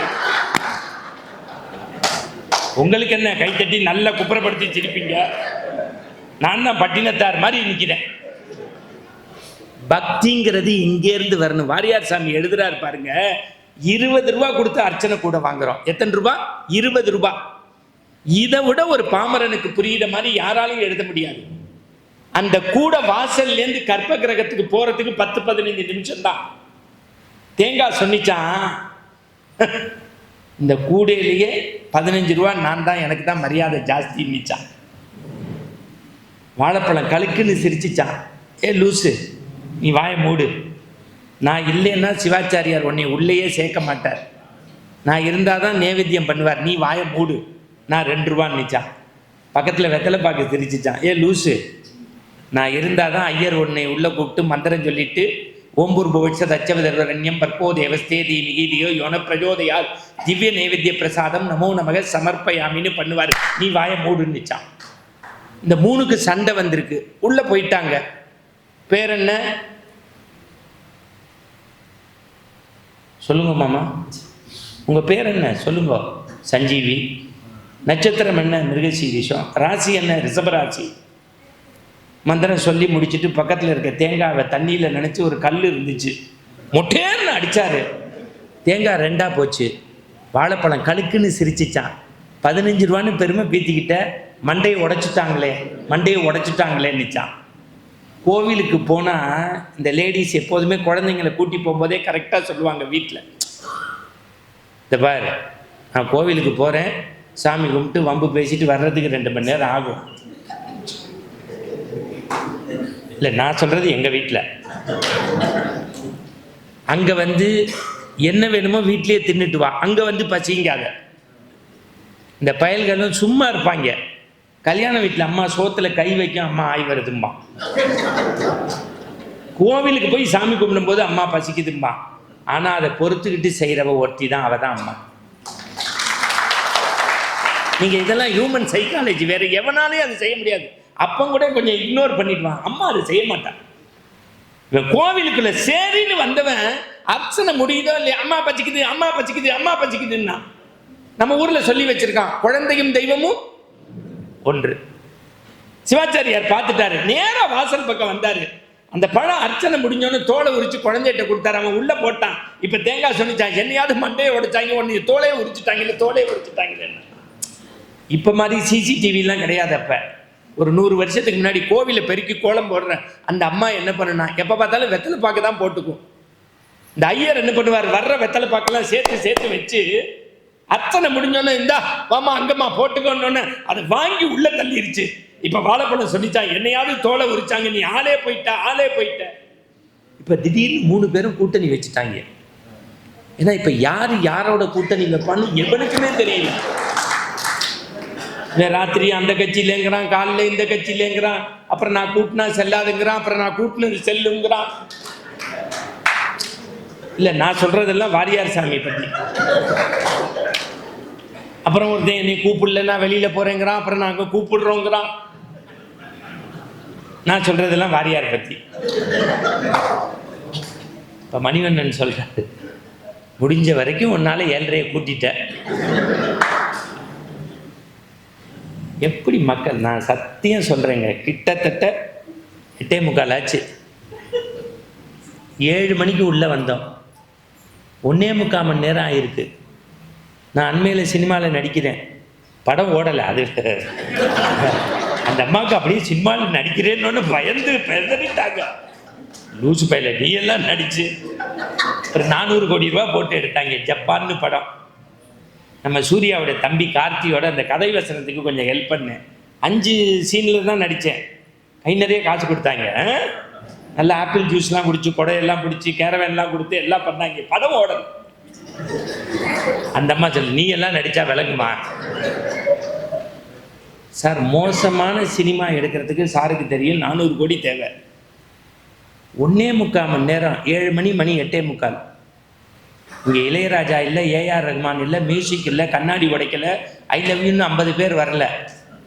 அமைதியாக உட்காந்து மக்கள் கேட்குறான்னா அந்த மாதிரி டியூன் பண்ணியிருக்கீங்க. இதுதான் உண்மையான சக்சஸ். கவர்ச்சி இல்லாமல் வெற்றி பெறுறதுங்கிறது இன்னைக்கு ரொம்ப இம்பாசிபிள். இந்த கலைஞர் டிவிலையும் சொல்கிறேன், ஒரே ஒரு நிகழ்ச்சி பிரமாதமாக நடத்துகிறாங்க தமிழை வச்சு. அது யாரா நடத்துகிறான்னா நம்ம அண்ணாச்சி தான் நடத்துகிறாரு. நல்ல ஒரு கைத்தட்டு கொடுங்க. அருமையான உச்சரிப்பு. இந்த ஜேம்ஸ் வசந்தன்னு ஒருத்தர், ஏன்னா எவனுக்கெல்லாம் தமிழ்நாட்டில் இம்மு இன்னி இட்டு இப்பு இரு இச்சு வரலையோ அவெல்லாம் டிவியில் பேச போயிடுறான். அவர் ஒருத்தர் தான் தமிழை நல்லா உச்சரிப்பார். 2 பேர் இலங்கை வானொலியில் KS ராஜா, அப்துல் ஹமீதுன்னு இருந்தாங்க. தேன் மாதிரி இருக்கும். அதுக்கப்புறம் நல்ல கலைஞர் டிவியில் அந்த நமக்கு கொள்கை வேறா இருக்கலாம், நல்லது செஞ்சா பாராட்டணும். அருமையா நடத்துறீங்க சார். ஏன்னா இப்பெல்லாம் எனக்கு ரேடியோ டிவியில் தமிழ் பார்க்கறதுனாலே பயமா இருக்கு. ரேடியோ மெர்ச்சி ஆட்டு மச்சு துப்பு எச்சி அப்படிங்கிறான். அவன் வாயில தர்பையை போட்டு தேய்க்க. பாரதி எழுதுகிறான், தேசம் உயர வேண்டுமெனில் தெருவெல்லாம் தமிழ் முழங்க வேண்டும், சொல்லில் உயர்வு தமிழ் சொல்லே, அதை தொழுது படித்தினடி பாப்பா, யாமறிந்த மொழிகளிலே தமிழ் மொழி போல் இனிவது எங்கும் காணும், யாமறிந்த புலவனிலே கம்பனை போல் வள்ளுவன் போல் இளங்கோ போல் பூமிதனில் யாங்கனுமே கண்டதில்லை, கண்ணிருந்தும் குருடராய் காலிருந்தும் செவடராய் ஆண்மை இருந்தும் கோலனாய் அஞ்சுபவனே, ஒரு சொல் கேளீர், வீட்டு பாஷைகளை கற்கிலாய், வேறு வேறு பாஷைகளை கற்பாய். நீ பிரெஞ்சு படி, உருது படி, சான்ஸ்கிரிட் படி, எல்லா படி, ஆனா ஒரு தாய்மொழி தமிழை தப்பு படிதான். பாரதிதாசன் இன்னும் ஒரு படி மேலே போனான். வீழ்ச்சி ஒரு தமிழகத்தில் எழுச்சி வேண்டும், விசையொழிந்த தேகத்தில் வன்ம வேண்டும், சூழ்ச்சிதனை வஞ்சகத்தை பொறாமை தன்னை தொகையாக எதிர்நிறுத்தி தூள் தூளாக்கும் கால் சிந்த மறைச்செயல்கள் அறவும் வேண்டும், கடல் போல செந்தமிழை பெருக்க வேண்டும். அடுத்து செந்தமிழே உயிரே நருந்தேனே செயலினை மூச்சினை உனக்கடித்தேனே, நைந்தாயனில் நைந்து போகும் என் வாழ்வு நன்னிலை உனக்கணில் அது எனக்கும் தானே, தமிழை பழித்தவனை என் தாய் தடுத்தாலும் விடேன்னு சொன்னான். அந்த தமிழை இப்ப கொள்றாங்க எல்லாம். அந்த ஒரு விஷயத்துக்கு நான் அப்ரிஷியேட் பண்றேன். நல்லதை ப்ரமோட் பண்ணணும். இப்ப நான் என்ன சொல்லிக்கிட்டு இருந்தேன், அதுல ஒருத்தர் ஏன்னா என் வீட்டுக்கு பக்கத்தில் ஒருத்தர் ஞாபக சக்திக்கு மாத்திரையை சாப்பிட்டு டப்பா எங்கே வச்சோன்னு தேடி இதுதான். நல்லா கேட்டுங்க, இந்த கூட்டணி மாதிரி தேங்காவும் வாழைப்பழமும் வெத்தலைப்பாக்கும் ஒன்றா சேர்ந்து நம்மளோட ஒரு பையன் 50 காசுக்கு உள்ளே வந்தானே எங்கடா நிச்சான். அதுக்கு பேர் தான் கற்பூரம். வாரியார் எழுதுறாரு, நெருப்பில் கொஞ்சம் கொஞ்சமாக சிவாச்சாரியார் காட்டின போது கரைஞ்சிட்டான். வந்தவங்க எல்லாரும் கந்தா கடம்பா சிவாய நம்ம நாராயணான்னு கன்னத்தில் போட்டுக்கிட்டாங்க. இப்போ வாரியார் எழுதுறாரு, ஆலயத்திற்குள் செல்கின்ற போது தேங்காவை போன்று ஆணவமாக, வாழைப்பழத்தை போன்று கண்மையாக, வெற்றிலை பாக்கை போன்று மாய வாழ்க்கை வாடாமல் உங்கள் இதயத்தை கற்பூரம் போல கரைத்து விடுங்கள், கடவுளினுடைய அருள் உங்களுக்கு கிடைக்கும். அவ்வளோதான். கோவிலுக்குள்ளே போய் எனக்கு ஏன் பரிவட்டம் கட்டலை, எனக்கு ஏன் மாலை போடல, என்னை ஏன் அங்கே நிற்க வச்ச? நம்ம ஊரில் தானே சொன்னா, உள்ளம் பெருங்கோயில் ஊன் உடம்பு ஆலயம் தான். பல்லவ மன்னன் கட்டின கோவிலுக்கு கடவுள் போல, ஏழை அந்தனர் பூசலார் திருநின்ற ஊரில் கட்டிய உள்ள கோயிலுக்கு கடவுள் போனான்னா என்ன அர்த்தம்னா அன்பு, ஃபைத்து, அதுதான் வழிபாடு. உள்ளத்தை கோவிலாக்குடான். இப்போ நான் என்னென்ன செய்திகள் சொல்லிட்டு வந்தேன்னு நீங்கள் அப்படியே பார்க்கணும். சாமி இருக்குன்னு நம்பணும். சாமியை ஏடிஎம் மிஷின் மாதிரி கேட்கக்கூடாது. அங்கே போய் ஆடம்பரம் பண்ணக்கூடாது. ஆணவம் கண்மம் மாயை இருக்கக்கூடாது. அதை விட ரொம்ப முக்கியமான விஷயம், இன்னும் ஒரு 5லேருந்து 7 நிமிஷம், ஒரு 10 நிமிஷம். இன்னும் ஜெகன், ஆமாம் நாங்கள் சொன்னோன்னு முடிக்கிற மாதிரி சும்மா இதை ஒன்று கேட்டுக்கிறீங்க இப்படி இப்படின்னு. சார் நான் ஒன்றே ஒன்று உங்கள்கிட்ட கேட்குறேன் சார். இந்த ஃப்ளெக்ஸ் அடித்ததுலேருந்து, மேடையை போட்டதுலேருந்து, மைக்கை வச்சதுலேருந்து, நம்ம சாப்பிட்ற பிரசாதத்தை கொடுத்ததுலேருந்து 20 பேருக்கு அப்படியே பார்த்தா மறந்துடாதீங்க. 4000 இன்விடேஷன் அடிக்கிறாங்க பேம்லெட்டு. அதை கொண்டு போய் சேர்த்து இதை வீடியோவில் எடுத்து எடிட் பண்ணி அடுத்த மாத கூட்டத்துக்கு இந்த மாதமே பிளான் பண்ணி இவ்வளவு செய்கிறவங்களுக்கு நம்ம ஒன்று செய்யலாமா? ஒரு நிமிஷம் ஒரு கைத்தட்டு கொடுக்கலாமே? பத்தலையா? இன்னும் பத்தலையா? இன்னும் பத்தலையா?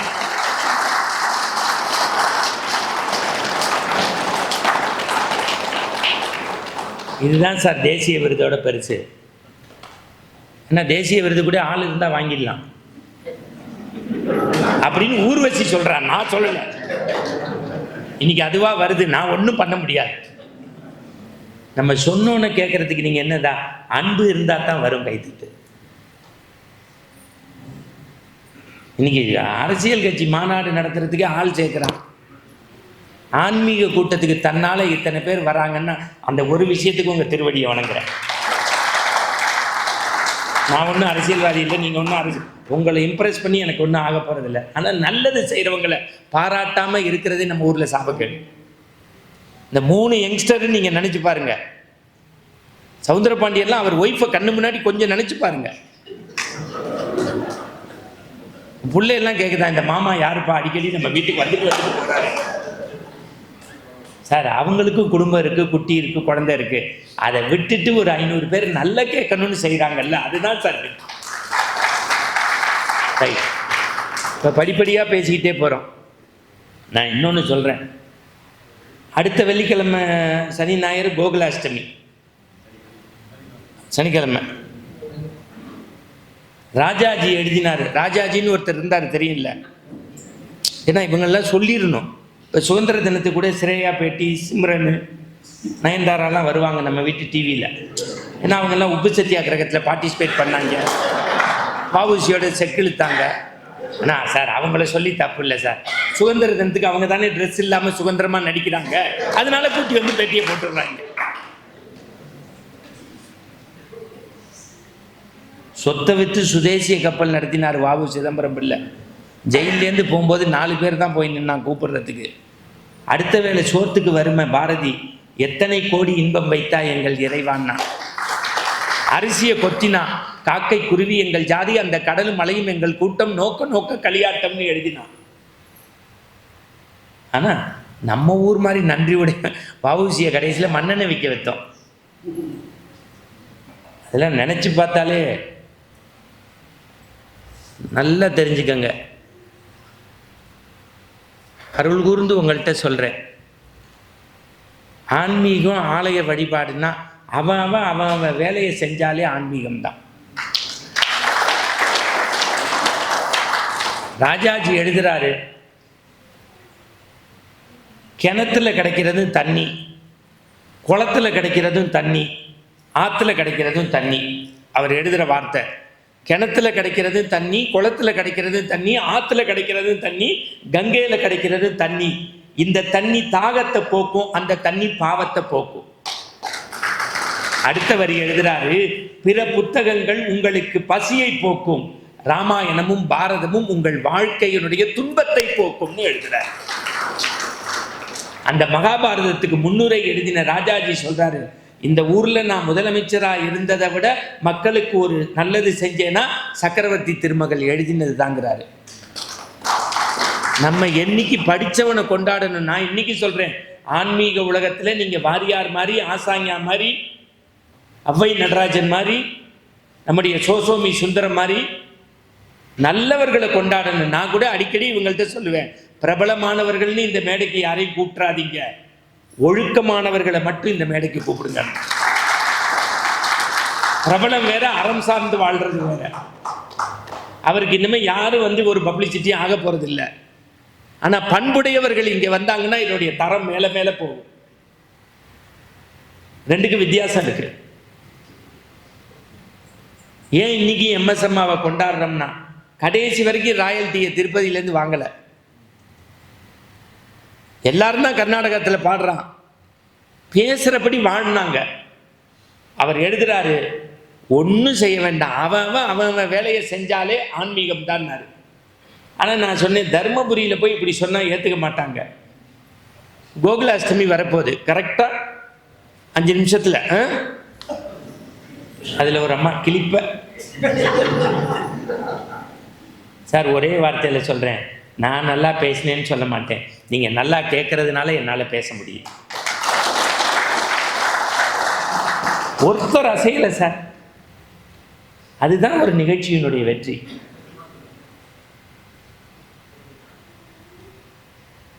உலகத்தில் மகாபாரதத்தை ரொம்ப டீட்டெயில்டாக இப்போ சொல்ல முடியாது, நேரம் இல்லை. அப்படி ஷார்ட்டாக சொல்கிறேன் பாருங்க. அவன் வேலையை செய்கிறது தான் வெற்றி. இந்த கிருஷ்ணனுக்கு பிடிச்ச சாப்பாடு என்னன்னு உங்களுக்கு தெரியும்? வெண்ணெய். ஒரு காலத்தில் வெண்ணெய் எப்படி எடுப்பாங்கன்னு பிள்ளைங்களுக்கு சொல்கிறேன். பாத்திரத்தில் மத்து போட்டு கடைவாங்க. முதல்ல மத்துன்னா என்னன்னு சொல்லணும், அப்புறம் பாத்திரம்னா என்னன்னு. ஆமாம் சார், சார் நமக்கு தெரியல. என் புள்ள 450 ரூபாய்க்கு ஒன்று ஆர்டர் பண்ணி சாப்பிட்றா. என்னம்மான்னா பீஸாங்கிறா. 450 ரூபா. அது 35 பேர் மூக்குச்சலி சிந்துற மாதிரி இருக்கு. குடும்பமே பிக்கிறாங்க. இனிமேல் தர்மபுரியில் ஒரு பய பீஸா சாப்பிடக்கூடாது. பீஸாக்காரனே என் மேலே கேஸ் போட்டாலும் பெயில் எடுக்கிற மொத்த செலவு டிஎன்சியோடது.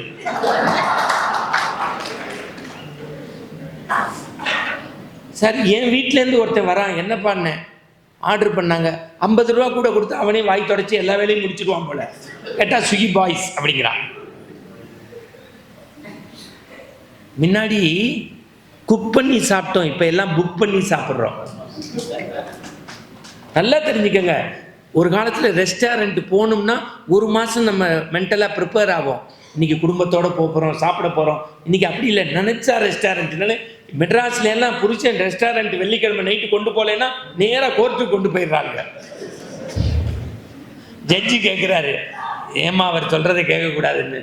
நான் ஒரு தடவை நினச்சிட்டேன்னா அவர் நானும் தூங்குறது தவிர பாக்கி எல்லா நேரத்துலையும் 10 பேர் இருக்கணும் எங்களுக்கு. நல்லா ஹனிமூனுக்கே 6 பேரோட போனேன்.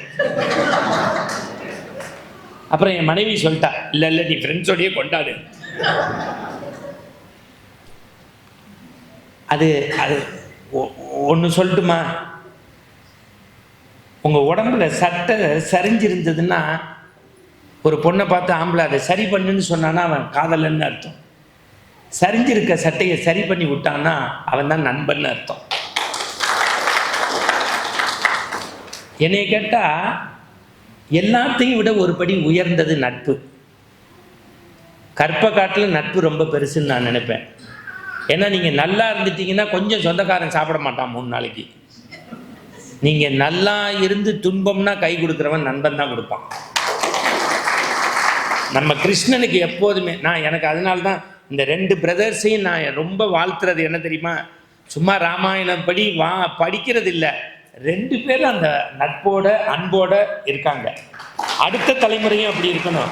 நான் மணிவண்ணன் சாரெல்லாம் இனிமேல் வாழ்த்த மாட்டேன், ஏன்னா அவருக்கு 50 எல்லாம் தாண்டிட்டாரு.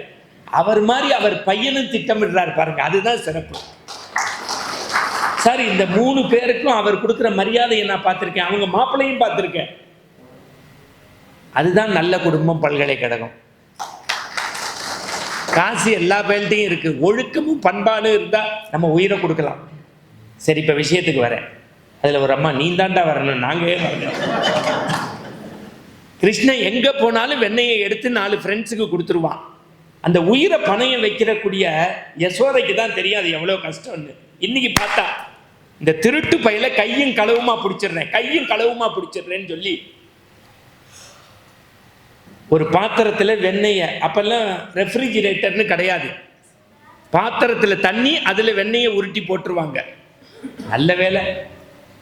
இப்போ நான்லாம் போன வாரம் ஒரு வெத்த குழம்பு என் ஒய்ஃப்கிட்ட சாப்பிட்டு போன வாரம் மாதிரியே இருக்கேன். என்ன லூஸ் அதே தான் அப்படின்னா, இந்த ஃப்ரிட்ஜுன்னு ஒன்று இல்லைன்னா நம்மளாம் செத்து போயிருப்போம். அப்பெல்லாம் ராத்திரியில எங்கள் பாட்டி பக்கத்து வீட்டுக்காரங்களுக்கெல்லாம் கொடுத்துருவா, அப்புறம் நாய்க்குட்டிக்கு போவா. இப்போ எவனும் எந்த மிச்சத்தையும் ஃப்ரிட்ஜில் வச்சு இவனே சாப்பிட்டு டாக்டர்கிட்ட போனாலும் போவானே தவிர அடுத்த வீட்டுக்கு கொடுக்க மாட்டான்.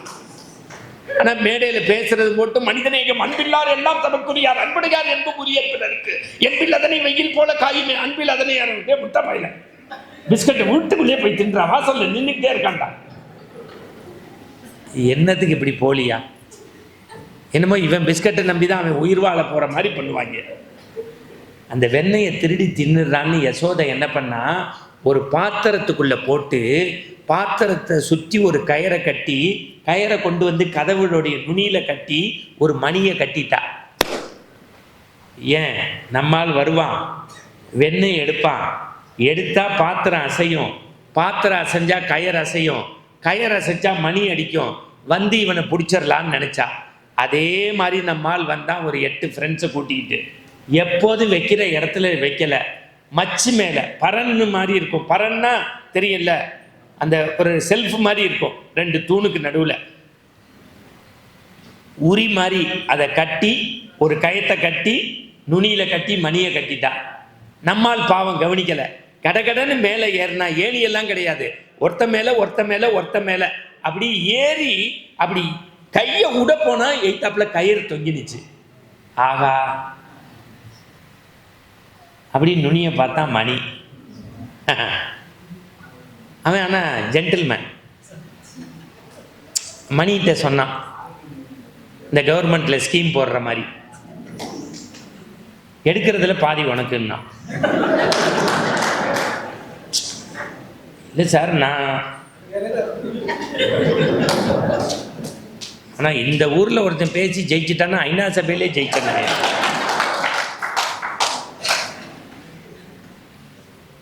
அவரையும் சும்மா நினச்சிடாதீங்க, ஒவ்வொரு பேச்சாளருக்கும் மனசுலேயே மார்க் போடுவார். நாளைக்கு பெரிய அறுவை சிகிச்சையை நடத்திடுவார். அந்த அவருக்கு பயந்து தான் அவ்வளோ புஸ்தகமும். வெண்ணெய் எடுத்தால் கயிறு அசையும், கயிறு அசைச்சா மணி அசையும் கண்டுபிடிச்சிட்டான். மணிகிட்ட இப்போ ஒரு ஜென்டில்மேன் அக்ரிமெண்ட் போட்டான். இப்போ நம்ம கவர்மெண்ட்லேயே சொல்லுவாங்களே, நிதி ஒதுக்கப்பட்டது, நிதி ஒதுக்கப்பட்டது. எனக்கு யாராவது இந்த ரோடு குண்டும் குழியுமா இருந்ததுன்னு சொன்னால் வருத்தப்படுவேன். அது கொஞ்சம் எடுக்கப்பட்டது.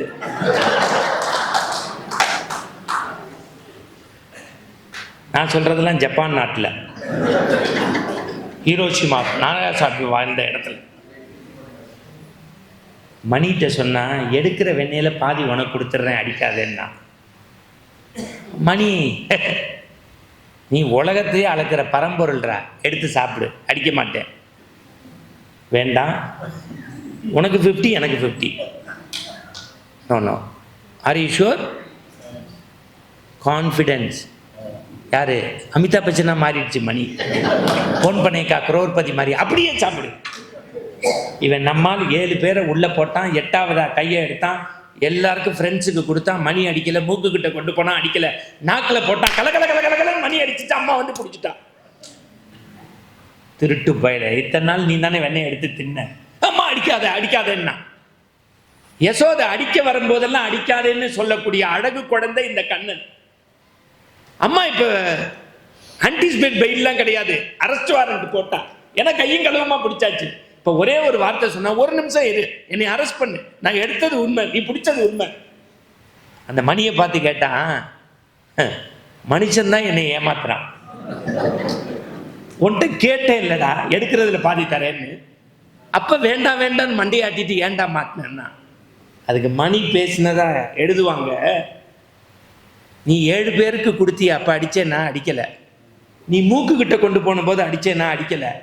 நாக்குல பட்ட போது ஏன் தெரியுமா அடிச்சேன்? இந்த பிறவில மணியா பிறந்த என்னுடைய வேலையை உலகத்தின் பரம்பொருளான உனக்கு நேவேத்தியம் நடக்கும் போது என் ஓசையை எழுப்பணும், என்னையும் அறியாம என் வேலையை செஞ்சுட்டேன், என்னை மன்னிச்சுக்கோடான்னதான். இப்ப எழுதுவாங்க, மணியே அந்த வேலையை பார்க்கும் போது மனுஷன் புறம் பேசாம நம்ம வேலையை பார்த்தா ஆன்மீகம் நல்லா இருக்கும். நீங்க நிறைய பேசிக்கிட்டே போல ஆன்மீகத்தை பத்தி. கோவில் வழிபாடு. இன்னொன்று, இந்த சமய சின்னம் பூசிடுங்க தயவு செய்து. என்னையெல்லாம் அபுதாபியில் கேட்பாங்க, 5 நாள் தொடரையா, ஆனால் திருநீர் பூசக்கூடாதுன்னு. அதுக்கு நான் சொல்லுவேன், அதுக்கு செத்து போகிறேங்க அப்படின்பேன். சார், அவங்களுக்கு அவங்கவுங்க சமய சின்னம் பெருசு. நம்ம இஸ்லாமிய மார்க்கத்திலேருந்து கற்றுக்கக்கூடிய நல்ல விஷயம், அவன் என்ன நடந்தாலும் 5 முறை தொழுக போயிடுறான், இவன் சர்ச்சுக்கு போயிடுறான். நமக்கு அவசரம்னா பிள்ளையாருக்கு பிளேயிங் கிஸ் அப்படிம்போம். இது நீங்கள் நினச்சி பாருங்க, இன்பம் வந்தால் போவோம், துன்பம் வந்தால் போவோம். சாமி அப்படி இல்லை, எப்போது போகணும் சார். நான் உங்கள்கிட்ட ஒன்னே ஒன்று கேட்குறேன், காசுக்கும் கடவுளுக்கும் சம்பந்தமே இல்லை. பிரசாதத்தை ரெடி பண்ணலாம், எனக்கும் அப்படியே டிஃபனு ரெடி பண்ணிடலாம். சஞ்சீவி சொல்கிறாப்புல, இதுக்கு மேலே ஒரு ஆளை பார்த்தது இல்லையா, உனக்கு என்னென்ன வேணுமோ, செயின் வேணும், சாப்பாடு வேணும், இதை வேணும், அது வேணும். நம்ம எல்லாம் சேர்ந்து ஒரு விண்ணப்பம் வச்சுக்கிறேன் கடவுள்கிட்ட, 365 நாள் இந்த மண்டபம் பிஸியாக இருக்கணும் சார், அப்போ தான் நீங்கள் பண்ண. நான் ஆத்ம சுத்தத்தோடு சொல்கிறேன், எனக்கு எதையும் நம்ம கடவுளை நம்புகிறேன். அவங்க தாயார் வந்து உட்காந்துருப்பாங்க சில கூட்டங்களுக்கு, காசு வச்சிருக்கிறது பெருசு இல்லை, தாய் தந்தையை கடைசி வரைக்கும் மதிக்கிறவன் தான் மனுஷன். அண்ணன் தம்பிக்குள்ள அன்பு இருக்கும். சும்மா அந்த குகன் சொல்லுவான்ல, தேவன் நின்கடல் சேவிக்க வந்தனன் நாவாய் வேட்டுவன் நாய் அடியம்பா. பரதனுக்கு இவனோட பெருசு அறம் மண்டும் பல்லத்தான்னா, 1000 ராமர் நின்கேல் ஆவரம்பா. அவர் மேடைக்கு வந்தோடனே சில பேர் அண்ணங்காரன் நாற்காலியோ கொடுக்க மாட்டான், இவர் வந்தோடனே வாங்க நீங்க போடுங்க துண்டங்கிறாரு. நமக்கு இதெல்லாம் பார்க்கும்போதே கொஞ்சம் டவுட்டாக இருக்கு. இப்படி ஒழுக்கமான மனுஷர்கள் இருக்காருங்கும் போது தான் இன்னமும் இந்த ஊரில் அறம் இருக்குன்னு அர்த்தம். நான் திருப்பி உங்கள்கிட்ட சொல்கிறேன், கடவுளே அன்புக்கு தான் சார் வருவான். இப்படி முடிக்கிறேன் பேச்சை. நீங்கள் ஆலயத்துக்குள்ள போகும்போது ஆணவம் கண்மம் வச்சுக்காதீங்க. சமய சின்ன நான் சொல்கிறேன், திருநீர் நீரில்லா நெற்றி பாலும்பான், மந்திரமாவது நீர், வானோர் துதிக்கப்படுவது நீர், சமயத்துள்ளது நீருன்னா. நான் போன தடவை கூட சொன்னேன், சுவைக்காக அந்த செய்தியை சொல்கிறேன். பழனியா இருக்கும்போது நான் போயிருக்கேன். கும்பாபிஷேகத்துக்கு முன்னாடி சாமி கும்பிட்டு கீழே வந்துக்கிட்டே இருந்தேன். வேல் விருத்தம் சொல்லிக்கிட்டே வந்தேன், கந்த சஷ்டி சொல்லிக்கிட்டே வந்தேன். கிருன்னு கீழே விழுந்துட்டேன். டக்குன்னு ஒரு கடைக்காரர் என்னை பார்த்து, டிவியில் பேசுகிற ஒரு மயக்கமட்டி கீழே விழுந்துட்டாருன்னு சோடாவை உடைச்சு கொடுத்தாங்க. அப்படி குடிச்சேன். இல்லை, நான் குடிக்கணுமேங்கிறதுக்காக குடிக்கல, நான் எப்படி சோடா பழனியில் குடிச்சேன்னு உங்களுக்கு நடிச்சு காட்டுறேன். மணிவண்ணன் சார் பிரதர் பார்க்குறாரு, 100 படம் ப்ரொடியூஸ் பண்ணியிருக்கேன், ஆனால் சிவாஜி இன்னும் சாகலேன்னு நடிச்சு காட்டுற ஒரே ஆள் நீ தான்டா. தண்ணி வேணும்னா இளவெடுத்தவனை குடியேன், அதுக்கே எந்த நடிப்புன்னு நடிக்கிற. அந்த தண்ணியை எடுத்து கொடுத்தவன் பஞ்சாமிரத கடைக்காரன். அந்த கடையில் ஒரு ஃபாரின்காரன் வந்தான், கடைக்காரனுக்கு அவனுக்கு சண்டை நடந்துச்சு. நமக்கு மயக்கமே வந்தாலும் அடுத்தவன் சண்டை போட்டால் நமக்கு பிடிக்கும். அப்போதான் நம்ம தமிழன்னு நிரூபிப்போம். நம்ம வீட்லேயே கூட சண்டை போட்டுக்கிட்டே இருப்போம், பக்கத்து வீட்டில் சண்டை வந்தால் நிறுத்திடுவோம். அது மாதிரி நான் என் மயக்கத்தை விட்டுட்டு சண்டையை பார்த்தேன். அவன் வந்தவன் கடைக்காரனோட, இங்கே பாரியா லட்டு வாங்கினேன், நான் பாக்கெட்டு அதிர்சம் வாங்கினேன்னா, பஞ்சாமிரத்தை வாங்கினேன்னா, எல்லாத்துலேயும் தேதி போட்டிருக்கீங்க, இந்த திருநீர் டப்பால ஏன் தேதி போடலைன்னா. அதுக்கு கடைக்காரன் சொன்னா, தேதியே இல்லாத ஒரே டப்பா உலகத்தில் விபூதி டப்பா தான்டா, எடுத்துட்டு போடான்னு. அதுக்கு படித்தவன் லண்டன்காரன் கேட்டான், இதை பூசுறதுனால எனக்கு என்னடா பயன்னா, உன்னுடைய எக்ஸ்பைரி டேட்டு தள்ளிக்கிட்டே போகும்டா, போய் பூசுறாங்க. இதை தான் வாரியார் சொன்னார், எப்போதுமே திருநீர் பூசணும்னு. அவர் ட்ரெயினில் போனால் அடிப்பார். 2 பையன் கேட்டான், என்ன சாமி நெத்திக்கு சுண்ணாம்பு அடிக்கிறீங்கன்னு. அடுத்த வார்த்தை இவர் சொன்னார், கடவுள் குடியிருக்கிற வீடு, மனுஷன் குடியிருக்கிற வீட்டுக்கு சுண்ணாம்பு அடிப்பாங்க, குட்டிச்சவர்களுக்கு அடிக்க மாட்டாங்கன்ட்டான். தெய்வத்தின் குரல்ல மகா பெரியவர் எழுதுறாரு, நவராத்திரிக்கு பெண்கள் வந்தா கூட 10 பேருக்கு ரவிக்க கொடுக்குறீங்க, வளையல் கொடுக்குறீங்க, மஞ்சள் கொடுக்குறீங்க, 11ஆவதா வந்த பொண்ணை பார்த்துட்டு பார்க்காத மாதிரி போறீங்க. ஏன்னா அவ 42 வயசுல புருஷனை விட்டுட்டு வந்துட்டா, புருஷன் இல்லாம அவளுக்கு ஹானர் பண்ணலாமான்னு உங்க மனசு கண்டுக்காம போகுது. 40 வயசுல புருஷனை இழந்துட்டு ஆசைகளை அடக்கிட்டு இருக்கால, அவ தான் காமாட்சியின் சொரூபமா, மீனாட்சியின் வடிவமா, ஆண்டாள் நாச்சியாரா உங்க வீட்டுக்குள்ள வந்திருக்கா. அவளுக்கு முதல்ல ஹானர் பண்றான்னு தெய்வத்தின் குரல்ல எழுதுறாரு. அதுக்கு தான் யார் வீட்டுக்கு போனாலும் பெண்களுக்கு பொட்டு கொடுக்கணும். அதெல்லாம் பெரிய சாப்டர், அதை இன்னொரு தடவை பேசுவோம், நேரம் இல்லை. எதா இருந்தாலும் அளவாக தான் பேசணும். ஆமாம், 2 மணி நேரம் பேசிட்டு அளவாக பேசணும். நீ அளவே இந்த போடுன்னா சார், மண்டபம் கட்டியாச்சுன்னா இந்த சாப்பாடில் இப்படி அப்படி இருக்கக்கூடாது, இலை போட்டு ஃபுல் மீல்ஸ் போட்டுடணும். எனக்கு எப்போதுமே இலையும் பிடிக்கும், அம்மா சோறும் பிடிக்கும். எனக்கு எப்போதுமே இலையும் பிடிக்கும், அம்மா சோறும் பிடிக்கும். இப்போ நான் இலைன்னு நீங்கள் ஒரு அலையாக கை தட்டினீங்களா, அதை தான் நான் எதிர்பார்க்குறேன். மணிவண்ணன் சார் தம்பி சொல்கிறார், அதெல்லாம் நடக்காதுப்பா, நடக்காது ராஜா. அவர் சீமான் மாதிரி சொல்கிறாரு, வாய்ப்பில்லை ராஜா, நீங்கள் அம்மாவே மறந்துவிட்டேன் ராஜா. அவர் சொல்கிறது எங்கள் அம்மாவை சொல்கிறாரு. சரி, முடிச்சிடலாம். நான் திருப்பி சொல்கிறேன், கடவுள் அன்புக்குத்தான் அடிமை. எதுக்கு? எதுக்கு? அன்பு. நம்ம எல்லாமே நான் நிறைய புஸ்தகம் கொண்டு வந்தேன். நீங்கள் இந்த ஆன்மீகம் தெரிந்ததுன்னு தெரியாததுன்னு ஒரு புஸ்தகம் படிக்கணும். அதே மாதிரி அடிகளார் சாமி எழுதியிருக்காரு. உண்மையான சாமின்னா இவர் தான். நாகப்பட்டினத்தில் சுனாமியில் பிள்ளைங்க செத்த போது இவர் தூக்கி அடக்கம் பண்ணார். பத்திரிக்கைக்காரங்க போய் கேட்டாங்க, துறவி செய்யலாமான்னு. இதுதான் அன்பே சிவம்னாரு. ஆன்மீக வழிபாடு பற்றி. அதே மாதிரி நம்முடைய சம்பிரதாயங்கள் என்ன சொல்லுதுன்னு, கிரேப்ரேசம்னா என்ன, சஷ்டியப்த பூர்த்தின்னா என்ன, ஏன் கோவிலுக்கு பிள்ளை, இந்த புஸ்தகம் படிக்கணும். அதே மாதிரி இன்னொன்று, ஐயா தமிழருவி மணியன், ரஜினியை காப்பாற்றினவர். ஆமாம், டிவியை உடைச்சவர் எம்பி ஆகிட்டாரு. சொல்லிடணும்ல. அன்பே வழிபாடுன்னு ஒரு கட்டுரை எழுதியிருக்காரு சார். அதை படிச்சுட்டா நம்ம தமிழகம் ஆன்மீகத்தில் எப்படி. இந்த மனுஷன் ஒரு ஐஏஎஸ் ஆஃபீஸர் எழுதியிருக்காரு, வாழ்க்கையே ஒரு வழிபாடுன்னு. ஒவ்வொரு தலைப்பு, ஏன்னா இந்த ஒவ்வொரு புஸ்தகத்துலேருந்து ஒவ்வொன்று, நான் பரீட்சைக்கு போகிற மாதிரி சும்மா வரல, குறிப்பெடுத்துக்கிட்டு வந்திருக்கேன். இதை ஏன் காமிக்கிறேன்னா, இந்த மேடைக்கு வரக்கூடிய அடுத்த பேச்சாளர்கள் இதை தெரிஞ்சுக்கிட்டு வரணும். இது சும்மா இல்லை, பச்சையாக சொல்கிறேன். முடிஞ்சவொன்னு கூலி வாங்குறோம்ல, அதுக்கு உழைக்கணும் சார். நீங்கள் 1000 கண்டிஷன் போடுறீங்கல்ல, நீங்கள் வருவீங்களா மாட்டீங்களான்னு ஆர்கனைசருக்கு உயிர் வந்து போகும். மழை வந்தால் பயமாக இருக்கும், கூட்டம் நல்லபடியாக நடக்குமான்னு. உட்காந்ததுக்கப்புறம் மைக்கு வேலை செய்யணும். அப்புறம் நீங்கள் எந்திரிச்சு போகாமல் இருக்கணும். சொன்ன நேரத்துக்கு பேச்சாளர் முடிக்கணும். இங்கீதம் தெரிஞ்சவனாக இருந்தா இப்படி. ஐயா உங்களுக்காக தான் ஐயா, இவ்வளோ நேரம் அன்பாக கேட்டீங்கல்ல.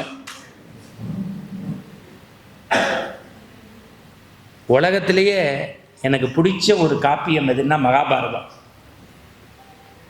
இன்னொன்று பகவத்கீதை. எல்லார் வீட்லேயும் வாசலில் போட்டிருப்போம், கீதாச்சாரம்னு போட்டிருப்போம். பார்த்துருக்கீங்களா? அதில் ஒரு 5 வரி போட்டிருப்பாங்க, எது நடந்ததோ. எனக்கு தெரிஞ்சு ஒருத்தர் சொன்னேன், டிஎன்சி மணிவண்ணன் சார் மாதிரி, அவர் பிரதர் மாதிரி சிட்டு கம்பெனியில் பணத்தை போடுறான்னு.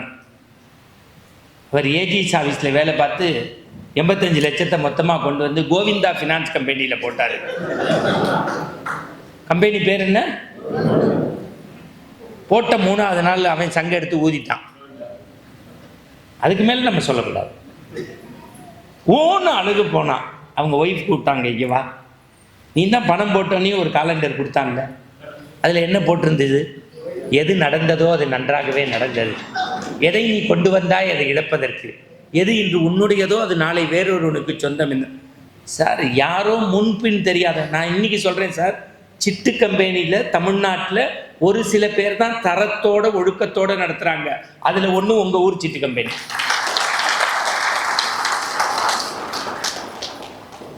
எதுக்கு இவ்வளவும் அவரை பாராட்டுறேன்னு பார்க்குறீங்களா? அடுத்த மாத கூட்டத்துக்கு ஸ்பான்சர் அவர்கிட்டேருந்து வாங்குங்கிறதுக்கு தான். சும்மா எங்கள் அண்ணாச்சியே செலவு பண்ண முடியாது. உடனே அவர் சொல்கிறார், அவர் கொடுத்துருவார் சார், உங்களுக்கு கொடுத்துருவாரு. அண்ணன் செயின் போட்டால் அவர்கிட்டேருந்து எனக்கு ஒரு மோதிரமாவது வாங்கி அனுப்புங்க. பின்னாடி ஒருத்தருக்கும் அதுக்கு தான் இவ்வளவு பில்டப்பா. சரி, கடவுள் அன்புக்குத்தான். கொஞ்சம் எல்லாரும் நிமிர்ந்து உட்காருங்க, முடிச்சிடுறேன்.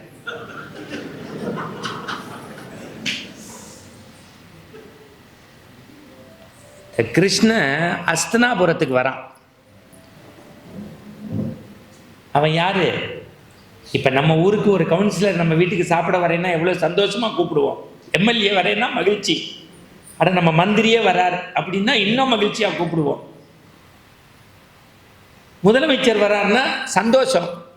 பிரதம மந்திரி வந்தா சூப்பர். ஜனாதிபதி வந்தா ரொம்ப மகிழ்ச்சி. கிருஷ்ணன் ஜனாதிபதிக்கெல்லாம் ஜனாதிபதி. அவன் அஸ்தினாபுரத்துக்கு வந்தான். பீஷ்மாச்சாரி கூப்பிட்டார், கிருஷ்ணா என் வீட்டுக்கு வா, தங்கத்தட்டு வெள்ளி ஸ்பூனில் சாப்பாடுன்னு. ஆகட்டும் பார்க்கலான்னு நடந்தான். அடுத்து கிருபாச்சாரி கூப்பிட்டான், கிருஷ்ணா என் வீட்டுக்கு வா, உட்கார்ற சேரில் 4 அடி உள்ளே போகலான்னா.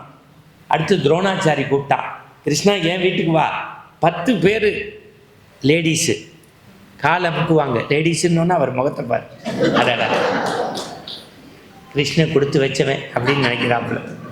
10 பேர் காலை அமுக்குவாங்க, 2 பெண்கள் கவரி வீசுவாங்க, அமிர்தத்தை குழைச்சு உனக்கு தரேன்னா. ஆகட்டும் பார்க்கலான்னா. அது செல்லா அடிக்கலை, இது ஒரு ஏற்பாடு. மரியாதைக்கு கட்டுப்பட்டு உட்காந்துருக்கோம். 32 தடவை முடிக்கிறேன்னு சொல்லியிருக்க. இதான் லாஸ்ட் வார்னிங் அப்படிங்கிறதுக்கு அந்த மியூசிக். எனக்கு சங்கீதம் தெரியாட்டி இங்கீதம் தெரியும், உண்மையிலுமே முடிச்சிருவேன். நல்லா கேட்டுக்கங்க. இப்போதான் அந்த நுனியில் போயிட்டோம். பீஷ்மாச்சாரி, கிருபாச்சாரி, துரோணாச்சாரி. அடுத்து ஒருத்தன் உட்காந்துருந்தான், அந்த ஐயா மாதிரி. அவன் பேர் விதுரன்னு பேர்.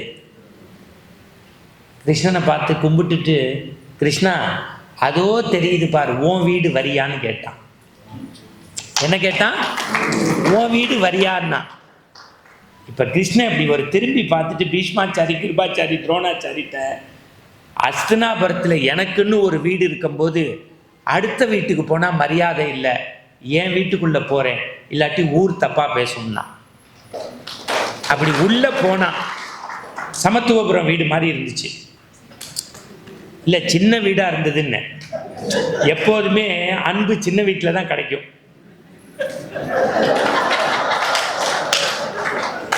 உன்னை இப்போ பல பேர் யோசிக்கிறாங்க, ஆமாம் பெரிய வீட்டில் அன்பு கிடைக்கலன்னு தானே சின்ன வீட்டுக்கு போகிறோம். இல்லை நான் சொல்கிறது செங்கல் சுண்ணாம்புலங்க. நீங்கள் என்ன விட்ட இடத்துலேருந்து புரோட்டா சொல்லி மாதிரி நான் திருப்பி ஆரம்பிக்கணும் போல இருக்கேன். ரசிக்க வேண்டியதான். இப்படியா சார்? சார் இன்னைக்கு சொல்கிறேன், இதுதான் சார் கூட்டம், இதுதான் சார் ஆடியன்ஸ்.